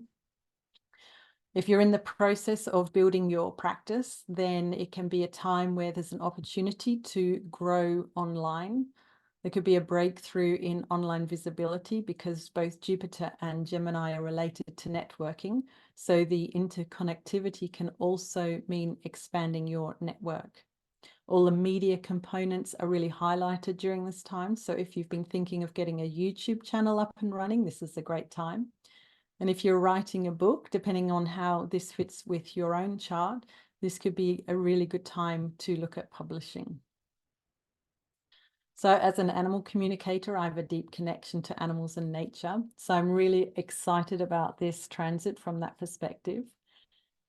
There could be a drive to get to a deeper layer of awareness around the holistic nature of all things, how everything on Earth is connected. There may be more awareness about the intelligence of animals. Maybe there'll be breakthroughs in understanding how animals think, feel, communicate, which will hopefully mean more consideration of animals. There could be more research and awareness of building roads through migration routes and a creation of more nature corridors. Jupiter in Gemini is quite literally nature and animal communication, so it might inspire more people to learn to communicate with animals and nature. And maybe even some schools will introduce animal communication as part of their curriculum. So the potential shadow side, people can be overconfident, go overboard. There can be copywriting issues with people taking ownership of knowledge that isn't theirs. So bear that in mind as you read articles on the web. Jupiter and Gemini can have bright ideas with really good intentions, but not be so grounded, or they talk big and don't put anything into action. So when you have those big ideas, make sure they're relevant and that you put the theory into practice. There can be misinformation or a warping of the truth, which can lead to conspiracy theories. And take, for example, the US election next year. The potential for lies and false news is highly probable. With Gemini relating to information, Jupiter in Gemini could bring an explosion of AI technologies, as several people have already mentioned today, which could bring a further disconnection between the left and right brain.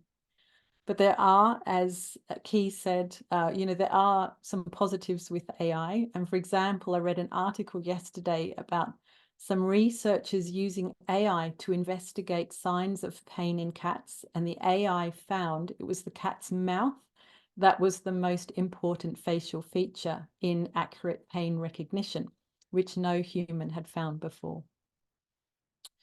So some transits to look at, which we've been through a few of these already, but Pluto's going to trine Jupiter on the 22nd of May next year. So it's a really powerful time where we can see more, we could see more AI breakthroughs, continued space travel, as Hannah talked about. This could be a positive time for astrology, with there being more in-depth astrology courses available, producing ethical and responsible astrologers. Clients will have a more positive and empowering experience, leading to more people believing in astrology. On the 14th of August, 2024, we have a Grand Cross, which is the chart you can see on the screen. And this could bring the themes that I've been talking about to a climax, both the positive and the shadow. With Mars conjunct Jupiter, it could increase the need for more forceful vocalization of grievances. And then because of the Saturn square, there could be more defiance towards authorities. So there can be a lot of controversy about who or what is right or wrong. So here's some interesting events from previous Jupiter in Gemini transits. Wikipedia was launched on the 15th of January 2001. And it was initially in English, but is now in 339 languages. Duolingo and Memrise are two language apps. They were released to the public during this transit. These two apps include courses with rare and fictional languages that actually saved some languages from going extinct. And they also include rewards that make every correct answer feel like amazing for the learners. And language is related to Gemini and rewards is related to Jupiter. Gangnam Style is a song from South Korean rapper Psy. It went viral with his dance that looks like he's riding a horse, and Jupiter is related to horses. And as of now, it has almost 5 billion views on YouTube. And binge watching became a household term. And anything to do with binging is related to Jupiter because of its expansive qualities, and words are related to Gemini. So my wish for this transit is that it inspires a positive shift in openness and understanding to all those who are different from us.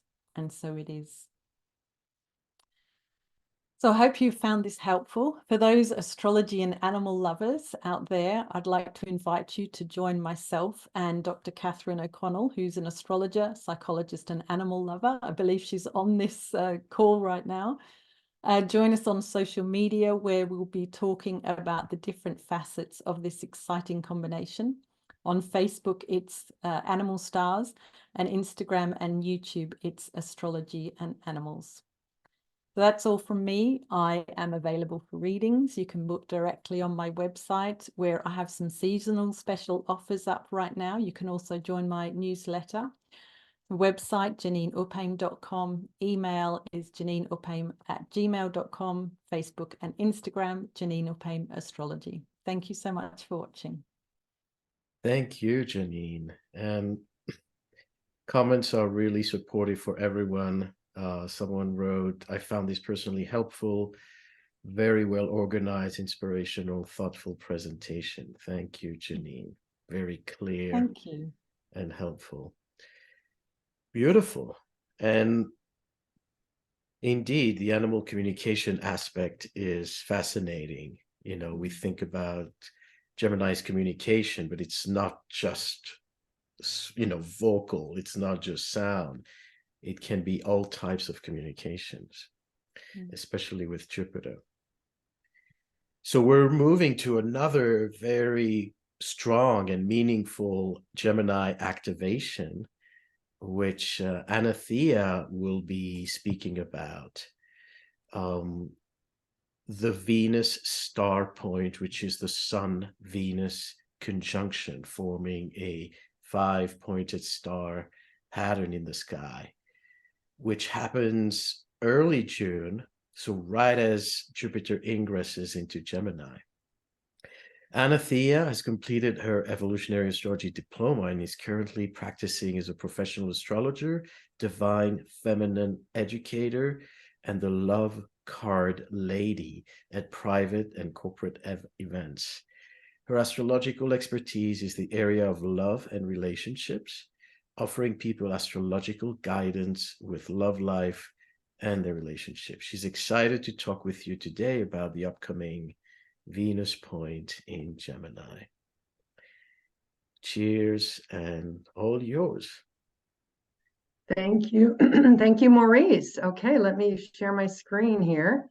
Can everyone see it okay? Yeah. Awesome. Again, thank you everybody for being here. Thank you, Maurice, for organizing this. Thank you, co-astrologers. Everything you've shared is awesome and fabulous. And I'm super excited to be here today to share about the upcoming Venus star point in Gemini. My name's Anathea, and as Maurice said, my astrological specialty is really about love and relationships. And that's why I was so excited to be able to share about the Venus star point that's happening in 2024. Oops, okay, here we go. Venus is by far the brightest object in the sky after the sun and the moon. And did you know there is a harmonious and divine dance that is happening and has been happening for eons between the Earth and Venus around our sun? It's referred to as the Venus star. And this image is from John Martineau's little book of coincidence, depicting the stunning geometric pattern that Venus creates in her dance with the Earth. And so for some of you, this may be the very first time you're seeing that, but it's absolutely stunning and beautiful. So how does this happen? It takes 548 days for Venus to orbit the sun. That's 1.6 Earth years. And in 548 days, Venus will conjunct with the sun twice, once as an exterior conjunction, the furthest on the other side of the sun, when it is direct in an evening star, and then again as an interior conjunction when she's closest to the Earth and retrograde in a morning star. These conjunctions happen about every 9.5 months, alternating back and forth between an interior and exterior conjunction. And these conjunctions are what geometrically create the star points. And here are the star points, and here are where they currently are at on the zodiac wheel. And so the Venus star is an 8-year cycle, Venus conjuncting with the sun at each of the star points, alternating in its rhythm of interior and exterior conjunctions, morning star and evening star, respectively. And the star advances through time in a clockwise or retrograde direction, and over an 8-year period advances just 1 to 2 degrees from its previous position. So it's a slow process. So additionally, it takes 100 years for a star point to make it through one zodiac sign. And what's exciting is that we are currently in the process of changing star points from Scorpio, ruled by Mars and Pluto, Mars the warrior and Pluto the destroyer and transformer, to Libra, ruled by Venus, the planet of love and relationships and harmony. And it will be in Libra for the next 100 years. So this is a big shift in our humanity. Also, it takes 1,250 years for a Venus star point to come back to its original position, which creates the most exquisite rose petal mandala flower. Here's another image of it here. So just see the beauty of that beautiful design that it creates. And I want to share with you an actual video so that you can watch the animation of this orbital dance between Venus and Earth around the sun. So take a breath, relax, and enjoy the show.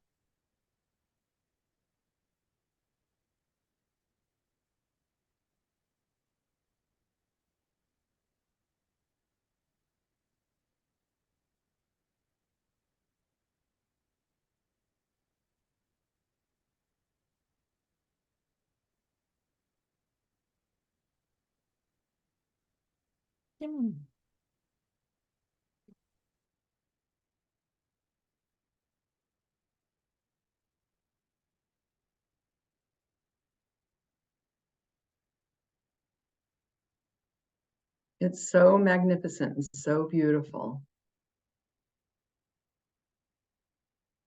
And I want you to know, we all know Venus is known as the planet of love from a mythical point of view. But what if she's not just a symbol for love, but that she's actually transmitting the energy of love? What if through her orbital dance, its mathematical perfection and visual beauty, she is a big part of healing humanity? Think about that. So I want to encourage you to connect with her.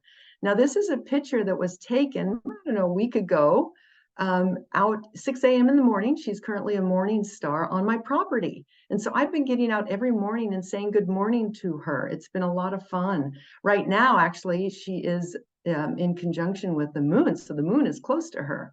I saw that this morning. So I want to encourage you to get out there and make connection. She is bright. She is beautiful. This picture really doesn't even do it justice because it was just with my iPhone.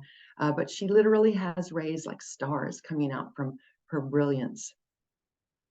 So let's look at the upcoming Venus star point in Gemini. This chart shows the exterior conjunction star points.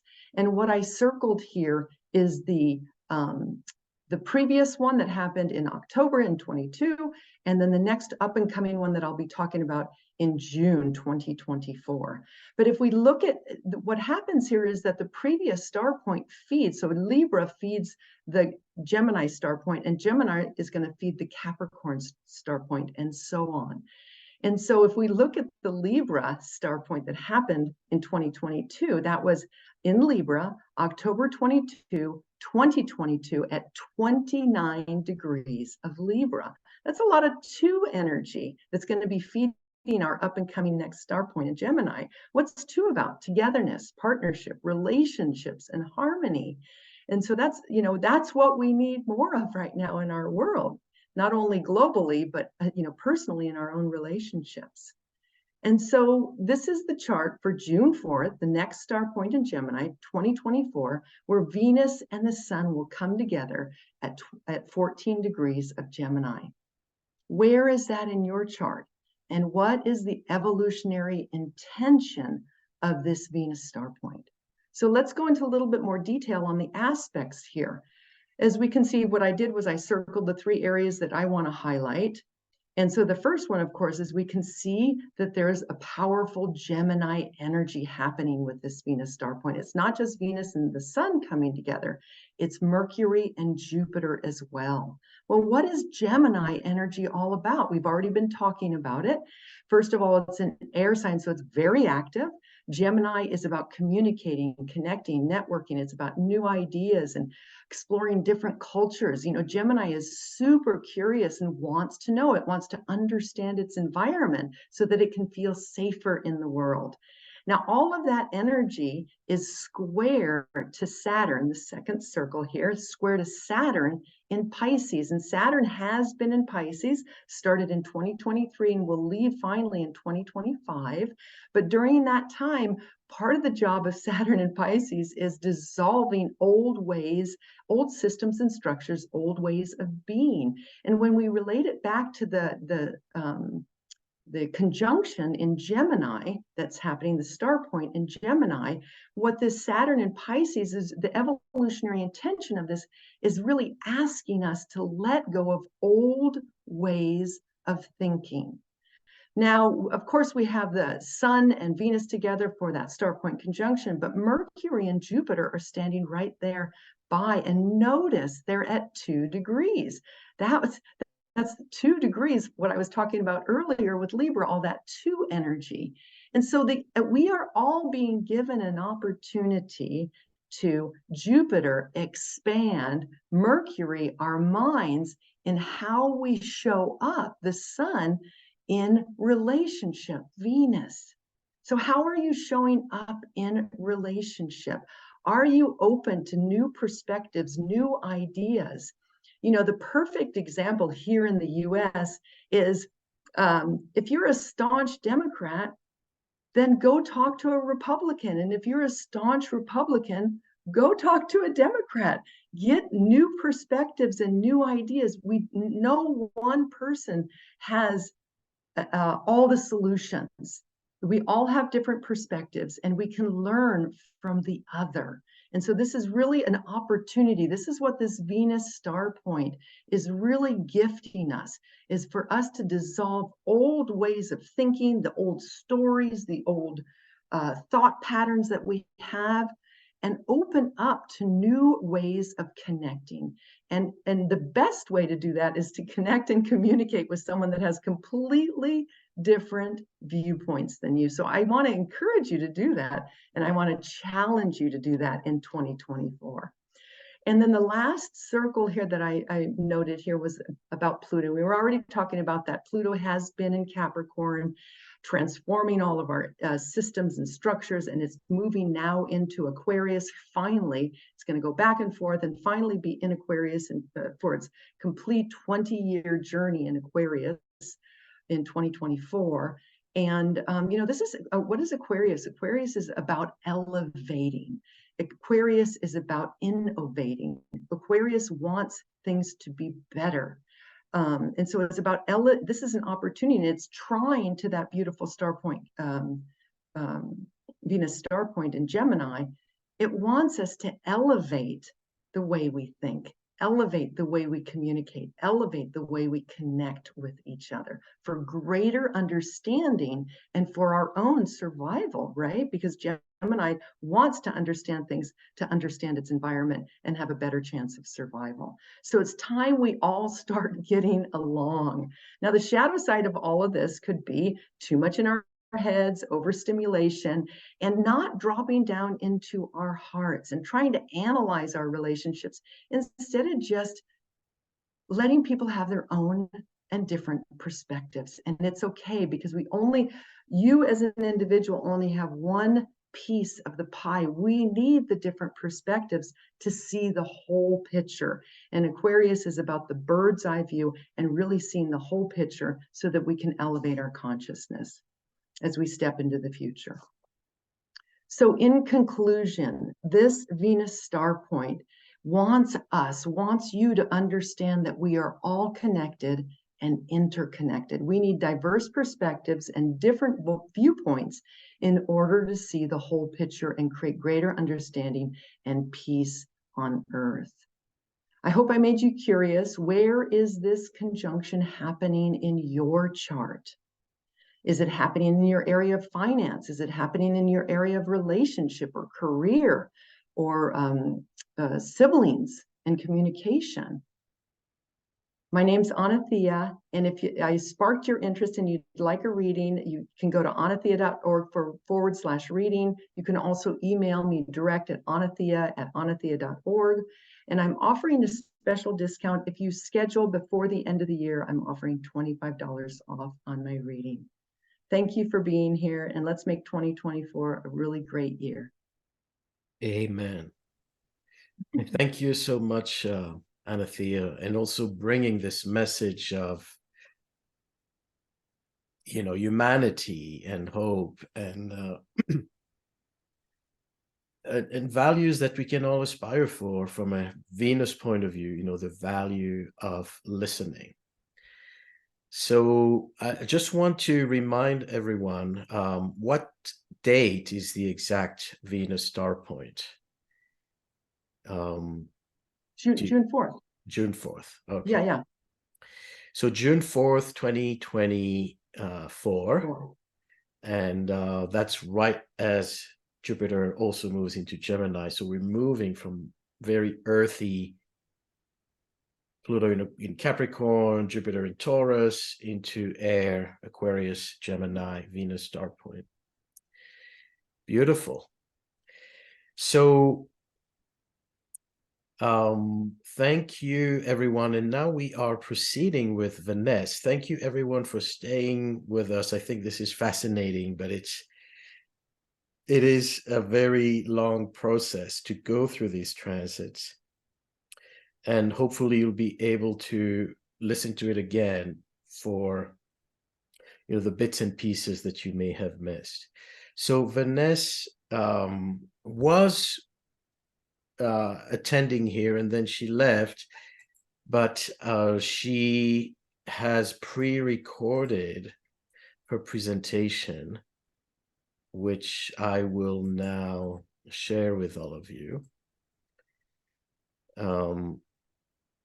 Before that, I will introduce her more properly. Just one moment before we get into the presentation. So Vanessa is a deaf astrologer and was recognized as the most promising astrologer of 2022 by the Organization of Professional Astrology, OPA, and has 14 years of dedicated study. She's a content creator, educator, and her Astro Walk platform offers inclusive astrology education through sign language, reaching over 800 deaf individuals worldwide through workshop classes and consultations. Her website, astrowalk.com, and she will cover that in her presentation as well. One of the things that I would like to add is that Vanessa is also available for non-deaf people. So she's offering her services, her readings, and her classes for everyone. She has a sign language interpreter. So just like you will see in this video, it's accessible for all of us.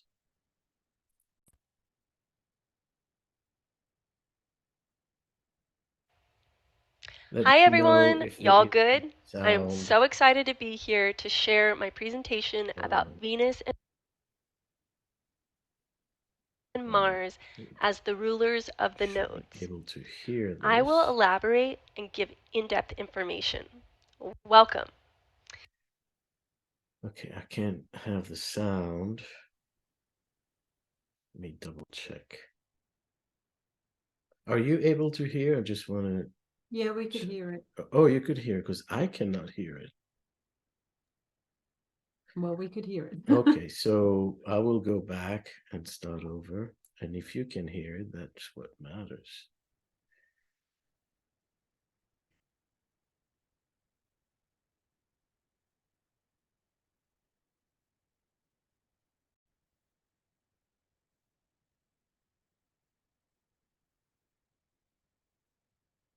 Just one moment again. I just want to make sure I'm doing this right.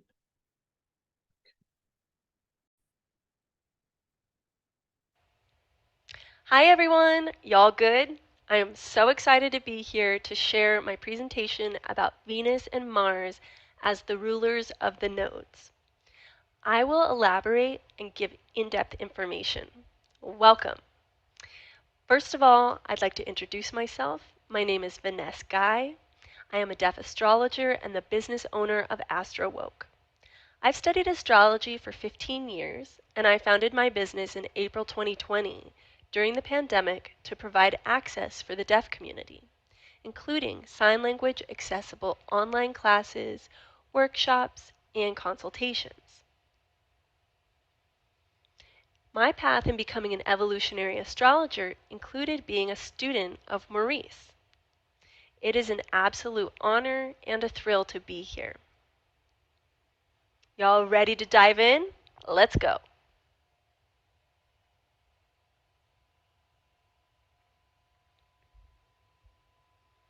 First, I will elaborate a bit on the nodes. The South Node's primary purpose is to let go of our old patterns at the collective level. Let's bid farewell to those habits that no longer benefit us. It's to embrace our North Node, charting new directions and cultivating fresh habits.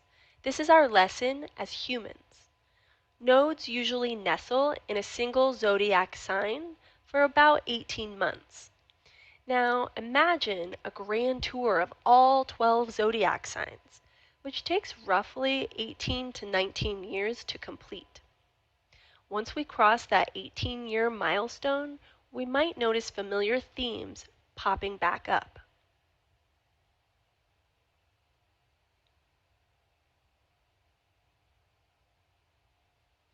Now the South Node in Libra represents relationships. This calls for us to let go of the recurring relationship challenges and issues we've been experiencing. It's mostly about our needs in connection with other people and how they intersect with the needs of others. The key is finding balance, a sweet spot of compromise, where we're neither dismissing our own needs nor becoming overly passive. It's about maintaining our authenticity instead of being overly dependent on each other. Striking a balance is crucial. Remember, it's equally important to embrace and assert our independence.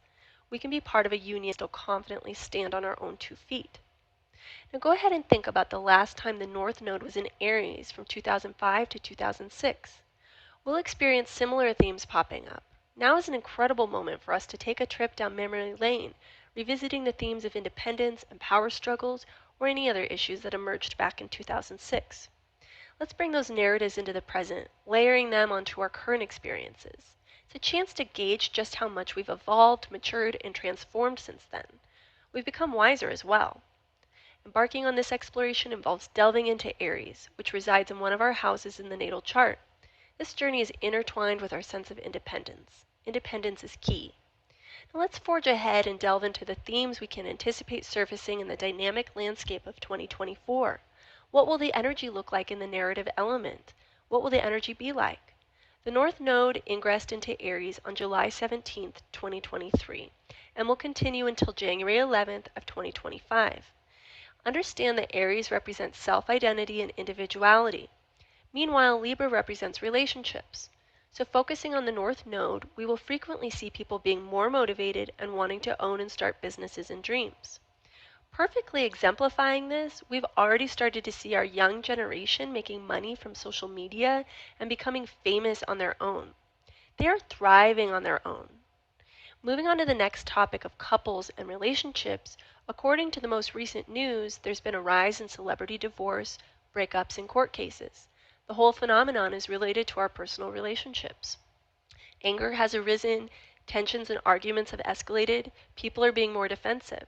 This phenomenon is important for helping us to find our own voice in relationship, as well as being more independent.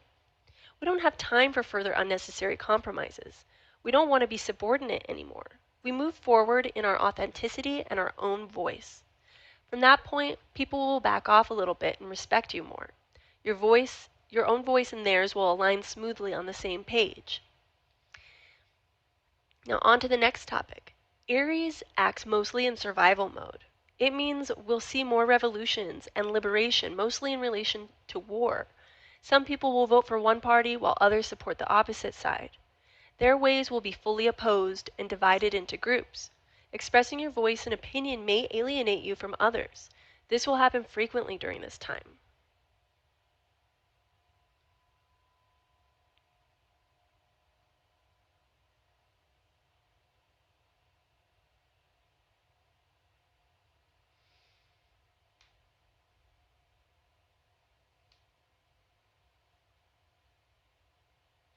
Now I want to talk about the conjunction. Aries is ruled by Mars and Libra is ruled by Venus. Keep a close eye on the cosmic dance between Venus and Mars. Their intertwining relationship takes center stage in 2024, due in large part to the nodes. These nodes are integral to our human journey, particularly as they relate to the lessons we learn through our relationships.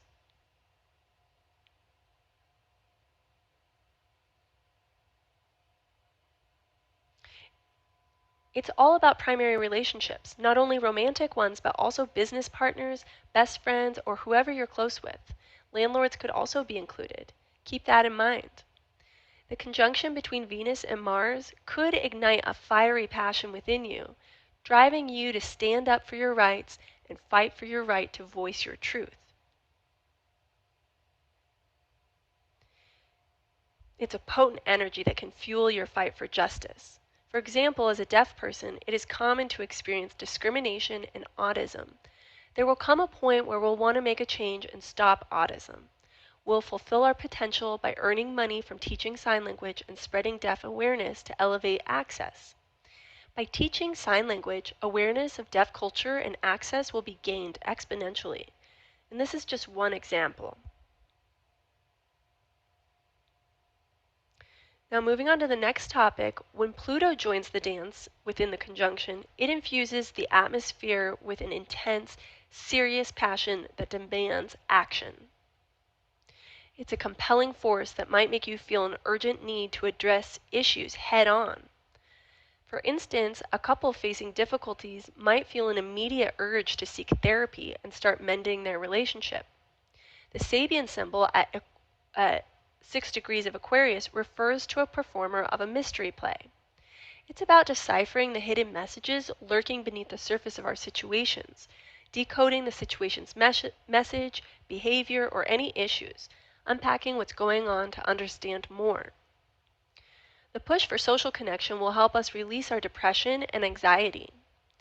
We will honor our own voice more by expressing and being more vulnerable in the comfort zone of our community. The need for freedom is linked to owning our voice without shame, judgment, politically or religiously, and oppression. We will ignore all of that by being authentic and free. Those with a strong presence of Aries and Libra in their birth chart, perhaps as a rising sign or with multiple planets in these signs, are likely to embark on a new chapter. They may find themselves discovering their voice within their relationships.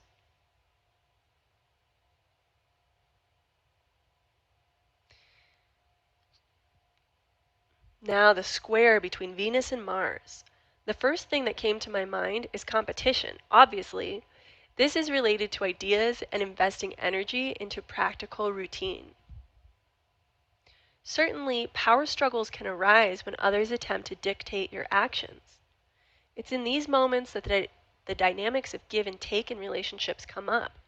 Being overgiving or taking too much or lacking acknowledgement of who deserves credit are some examples. Following others' ideas by ignoring your own might show that you're subordinate. This is an issue that has to be faced. It means we need to be more sensitive and cognizant of other people's needs to honor their dignity.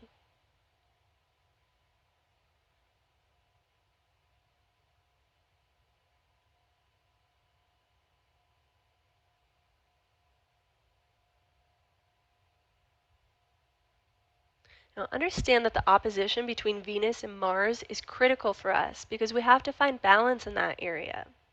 For example, Aquarius conjures the concepts of community and a support system. Meanwhile, Leo signifies our self-expression and character building. The Mars retrograde represents inner self-expression as well. It will be about examining whether you have a support system that promotes your authentic expression. Do you feel free to be yourself, or do you feel like there isn't space for you to be true within your current community? Take the time to reassess and reevaluate your social circles, including friends and people in your everyday environment. It's essential to surround yourself with those who foster and celebrate the expression of your authenticity. It's worth risking making a mistake in order to build your character and become a truer version of yourself. That's the point where you'll see who in your life truly supports you. It's important to explain your needs. People will respect you more. If you don't explain your needs, people will oppress you more by taking over and telling you what to do. Be assertive and take on more authority. Explain your needs clearly. Communication is the theme of this opposition. We need to express our message. The current positioning of Chiron in Aries perfectly aligns with this theme. We will have the support and guidance directing us how to move forward, encouraging us to practice and refine our skills. We are here to raise our voices, not just for the present, but also to achieve closure from events that transpired 18 years ago. We need to start by being more gentle and patient and taking care of ourselves because anger plays an important role in our lives. We need to release our anger by honoring our feelings.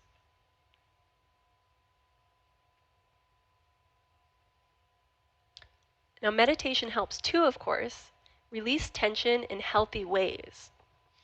You come first. Remember that.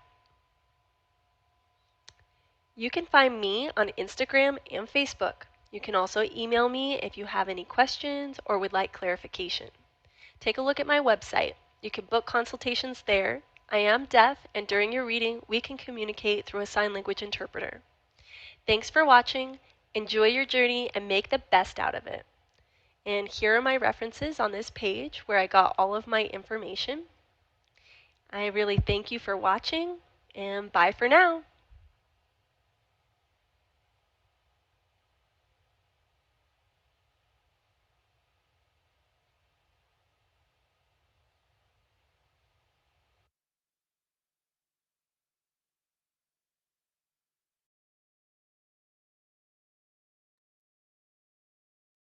Beautiful. I could read the subtitles, and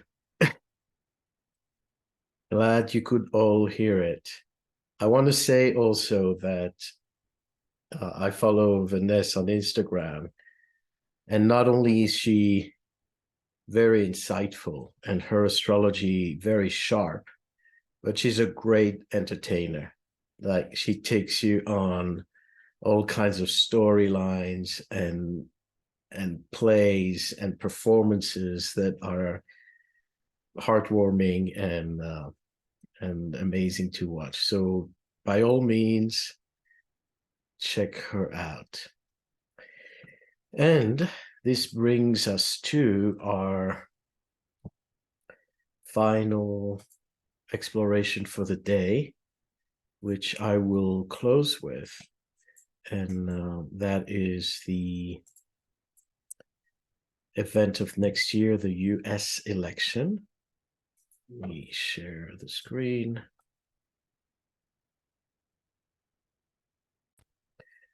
So most of you know me if you're here. I'm Maurice Fernandez, evolutionary astrologer, have been practicing since 91 or 2, and offer educational programs along with private consultations, which you're welcome to explore on my website as well. We'll talk about that later.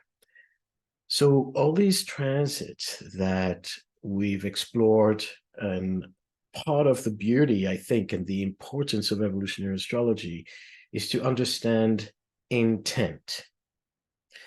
That a configuration, an alignment, whether it's a new conjunction or whether it's an ingress of a planet into a sign,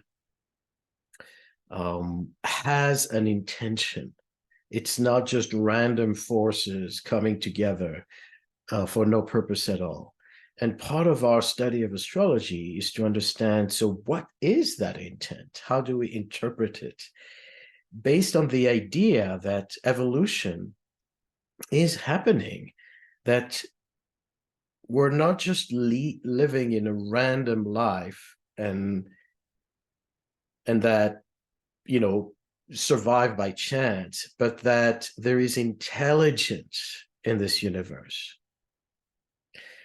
And part of that intelligence is to make, you know, life better, is to improve the quality of life, whether that applies on a social level, those human rights and availability of resources, and our creative potential to be able to expand our capacities.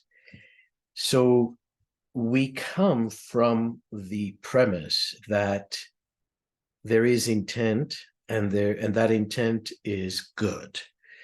And at the same time, we explore the shadow side, because the shadow side warns us of being misaligned, of not being in tune with that universal pulse.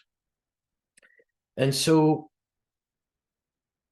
it brings together that balance between fate, the things that are beyond our control, and free will, which brings our responsibility to do the work. That, victories are not for granted, and that there's always a risk of suffering. So we all are wired to want to avoid suffering, whether it's for ourselves or others. So ultimately, we want to rectify things, to advance our lives so that we may indeed lead better lives. So when we come to the elections, we first of all look at the climate leading to that point. And it's an important milestone, not just politically. But one thing I want to also remind everyone, that whoever is going to be elected in 2024 in the US and in other parts of the world, especially the big, the big leading countries, the strong economic forces. These are the leaders who will preside over the times when the great conjunction of Saturn and Neptune will happen in Aries. I just want to show this to you. Let me just get out of here. So by 2025 and 2026, we have an important conjunction between Neptune and Saturn at the 0 degrees Aries. So this obviously sets the tone for what's coming to this world. I will say it is one of the most, you can see the conjunction here.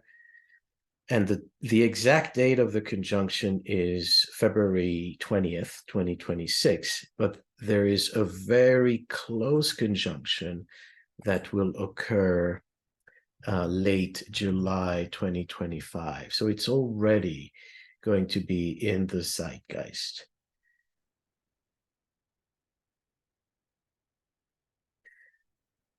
What I'm trying to say is that this is one of the most important conjunction of the decade. It is as big as what we experienced in 2020. And many of you followed, I was talking about this conjunction years and years prior, how it's going to be a game changer. And so this one is another one of those very, very critical milestones that can completely reshape the political map, the rise and fall of empires, of leaders, of structures, being on the 0 degrees, but also in and of itself, Saturn, Neptune. So when we look at the upcoming conjunction, we take into consideration that the leader of that time, whoever's going to be elected in November 2024, is going to lead us through that conjunction and through the global changes on the planet in political structures, etc. So a lot is still unknown. We don't know who are, the final nominees for each political party. We can obviously anticipate that Trump and Biden are going to be nominated, but things can change. We've seen how there's a shift of energy happening in the coming months. So nothing is completely set in stone, but the higher probabilities are still that we have Trump and Biden facing off. Strong contenders are also Nikki Haley for the Republican Party, as well as there are rumors that Liz Cheney is going to possibly run. And then an independent candidate, Robert Kennedy Jr., who is the son of Robert Kennedy, who was assassinated in 1968. And so he's a very controversial candidate, coming with a lot of alternative perspectives. And we can understand that part of his background, being born to the Kennedy family and being, immediately experiencing the 2 assassinations of his uncle, John F. Kennedy, and his father, shaped his development and his political views, and the fact that he is not a trusting person and he knows what happened behind the scenes. So we see how he's bringing, a twist to these election campaign. Important dates to focus on: the obvious November 5th election. It opens in the morning in Washington on the East Coast, and it closes in Hawaii, the last state to vote. But these are, some astrologers use these dates as starting points for the election and cast a chart for that. But truth is, people start to vote also much earlier than that. There is mailing of votes. And so we cannot really completely anticipate or cast the chart for the election. That's why I like to look at these elections more as a process, to look at how it's developing and unfolding until the actual inauguration day. Because sometimes you look at the election day and you say, well, yeah, the clear winner is such and such. But then there could be times where there's delay in counting, where there are controversy and recounting, and that the actual decision about who is the winner can not necessarily be the same day, the next day, or within the first 24 hours. So that is important to understand, that we also need to look at the inauguration day chart, which is usually at 12 p.m., to see, who's starting the new phase of leadership. Another thing to pay attention to that is critical is the Aries equinox chart and the Libra equinox chart of 2024. So looking at those charts gives us an understanding of the climate of the year. The Aries chart is understood to really reign over the whole year, from the equinox, the March equinox of 2024 until the March equinox of 25, which includes both election day and inauguration day. But the Libra equinox chart is kind of a second sub-step, which is closer to the election time, since the election is in November. So looking at the equinox chart of September 22nd reveals, what phase we're in, what is the general trend. I also want to highlight that, in this presentation, as we are running late, I'm going to just touch on the surface of what I see in the election. And I invite you all to come for a full panel that is going to be specifically about the elections on January 13. It's a free event. You can sign up on my website and get the link just like you did for this one. And we're going to have different perspectives: the traditional astrology, the mundane astrology, the Vedic astrology, and Monsieur Maurice. So what are we looking at now? That's the chart for election day. And I put 10 p.m. as again, an average time. It is, nothing's really happening at 10 p.m. that we need to specifically look at that time. But it's the evening of the election when we already have votes, most of the votes in, and we start to see the map between the reds and the blue states and the counting. So it is usually when the results become accessible, the counting begins. So by no mean, 10 p.m. is a specific time to look at. That's why I'm using a solar chart. And the sun here is important because we're speaking about a leader, a solar position, sovereignty. So when we look at this chart, the moon during the whole day is in Capricorn, and it will stay the following days in Capricorn. Now, I want to take you back to the 2020 election. I'm going to stop sharing for a moment to bring you that chart. So what was really important in the 2020 election was that there was a twist. So,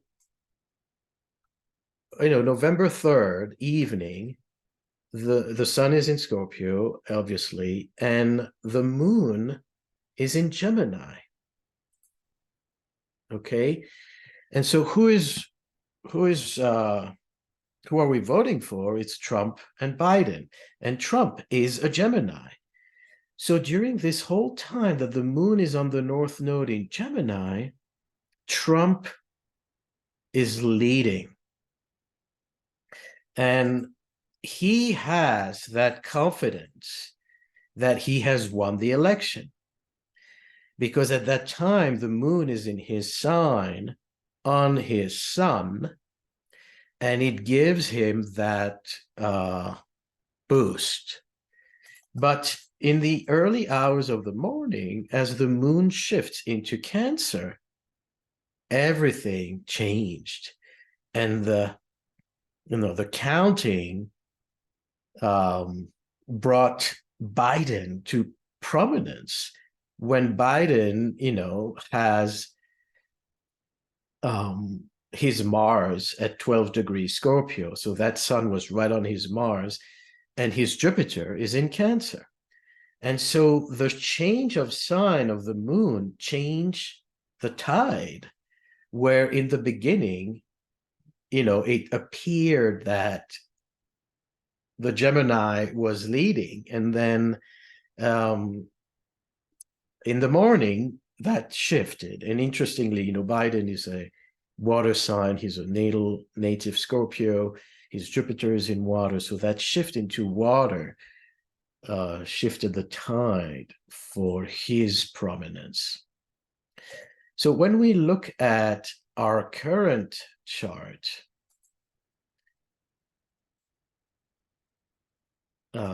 for the actual day of November 5th, we have to take that with a grain of salt and realize that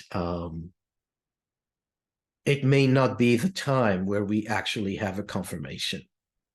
But what is happening on that day is that we do have a Mars-Pluto opposition, which, as I said, when Hannah was speaking about the Pluto-Mars cycle beginning in February, we're going to have the same cycle culminating in an opposition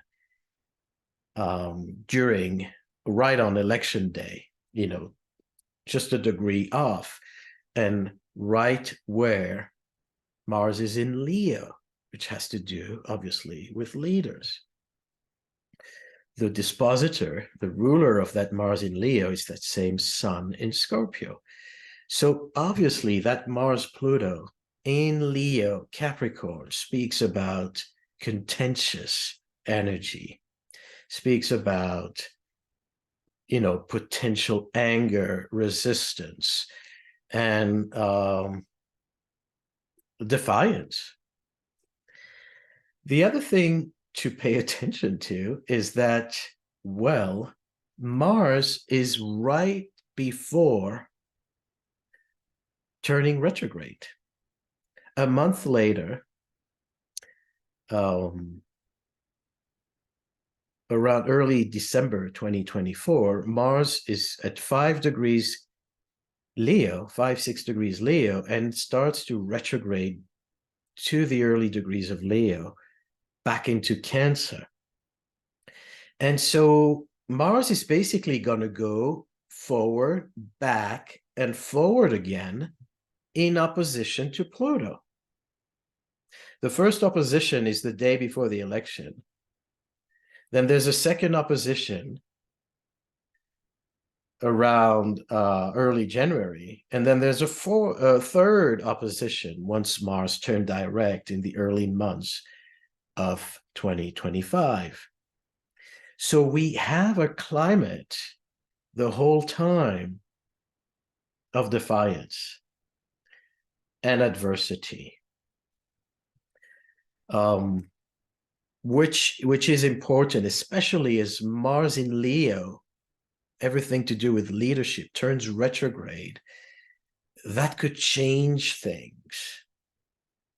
The previous election in 2020, Mars was also retrograde, but it was already retrograde in 2020 at the very tail end of its retrograde cycle, about to go direct. So both times have this Mars retrograde in fire signs theme, but it's at different sequences of that cycle. So these are things to definitely pay attention to and understand, the climate. And as Key and Janine mentioned, the whole year, in August in particular, Jupiter is going to be in Gemini, square Saturn. And that can create a lot of deception and misinformation. So attendance, we will need to be very, very critical about what is really being shown to us and what is really happening. So as the moon on election days in Capricorn, people are going to want, to vote for someone who represent Capricornian qualities. It's interesting that, if the script goes according to what we know now, we're going to have the two oldest candidates, Trump and Biden, late 70s, early 80 years old, which is very Capricorn-like. It will be interesting to see who Trump's VP is going to be, vice president, and play into that. The other thing I would recommend doing, and that's something I'm going to do when I look at our next panel and in January, is to also look at the spouses. If you cannot always see, who's a clear winner and who's, really getting it, you can look at the spouse. Is the chart of Melania, is the chart of Jill Biden showing, giving you additional clues. So as the actual day of the election, the moon is in Capricorn. On November 7th at 5 p.m., so 2 days later, the moon conjuncts that Pluto-Mars. So this is the time, if there is any kind of defiance and disruption, this is where we can see,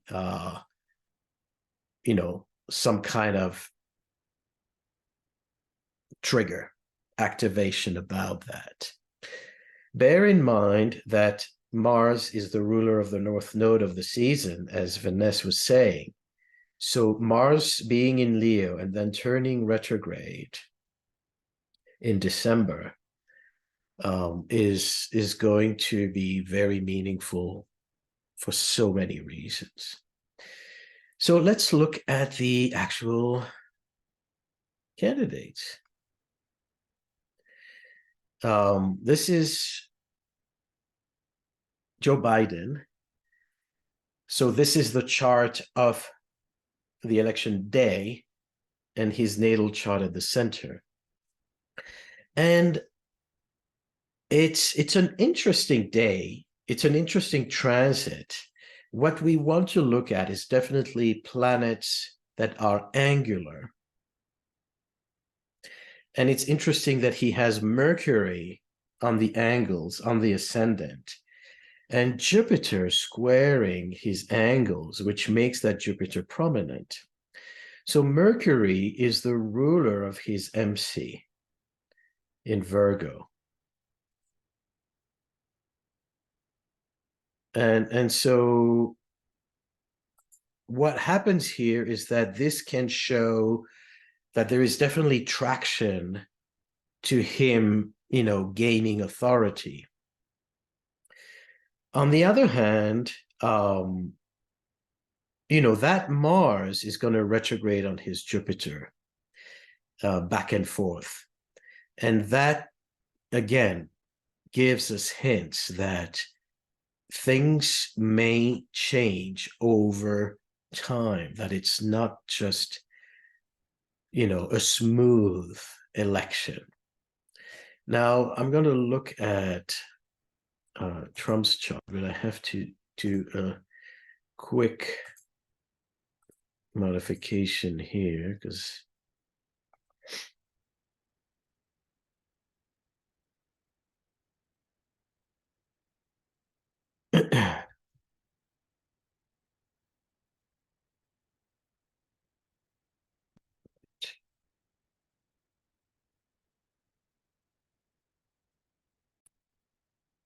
no. So this is Trump's chart. And the transits of the day. And you can see, he's a Gemini. So that Jupiter cycle is on his MC in the 10th house, which definitely gives him points and gives him prominence and voice. Uranus is right on his MC, retrograding back, which again tells us, especially as Uranus squares his Mars, that how to put it, that he's in his Uranian mode. Like Trump is born with a Sun-Uranus conjunction. So he is known as someone who brings controversy, someone who doesn't agree with this consensus, who brings disruption. And so that Uranus highlights the fact that there is possible challenge and defiance. And the Jupiter is retrograde on his north node with Venus opposing it. Venus was on his south node moon the days prior. And so what we see here is definitely that Trump is very strong contender and, has the potential to win this, has the potential at least to cause a lot of defiance if he doesn't win. That in mind brings us again the first look at this, because we're only looking at transit. We haven't looked at progressions. We haven't looked at the VP. We haven't looked at the spouses and the inauguration chart. But, most of you know my bias. I am not one to be supporting Trump, and I'm not talking about the affiliation to a party. It's not about Republican and Democrat. It's more about understanding that there is here a threat, in my eyes, to leadership. And so I hope to be surprised in a good way. And I hope that whoever wins, is a legitimate and an ethical leader. But I also warn that it could be a challenge to our system.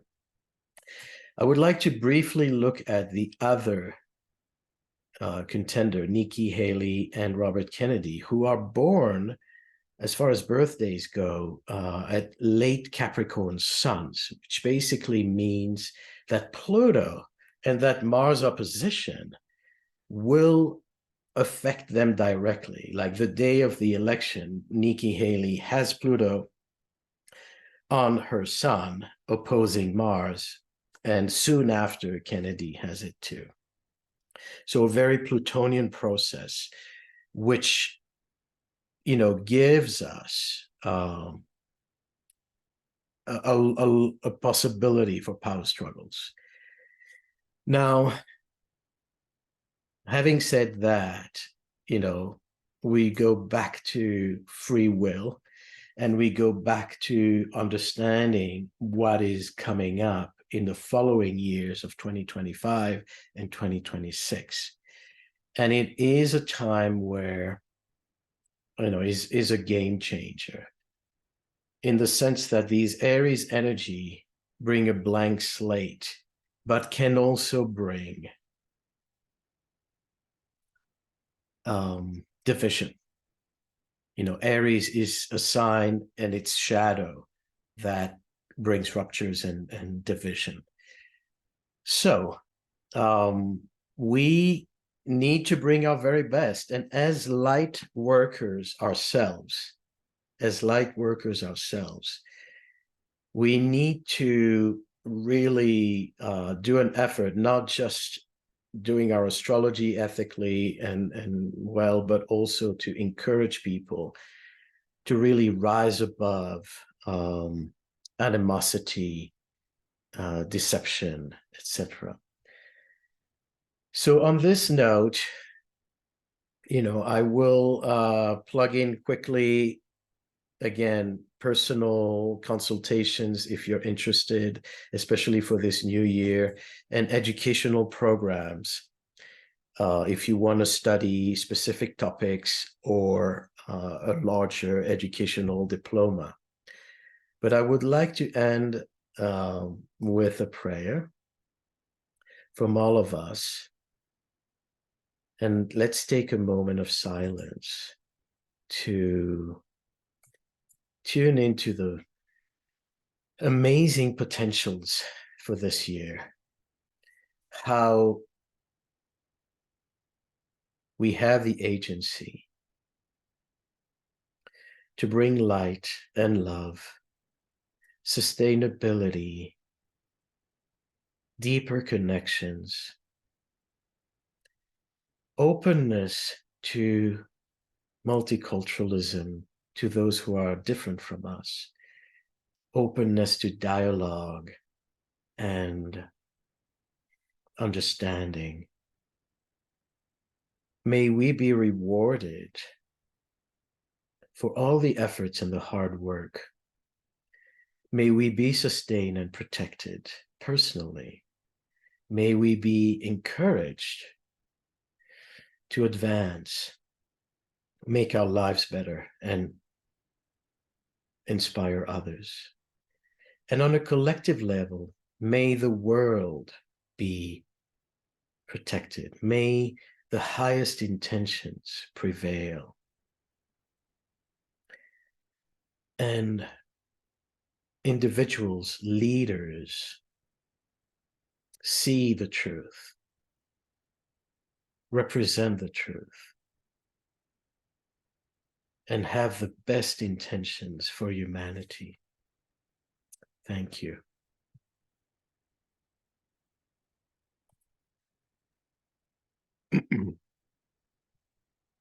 You are brave. Bravo. You're still awake. And we thank you for your support. Many blessings. Thank you, everyone. Thank you, Maurice. Bye-bye.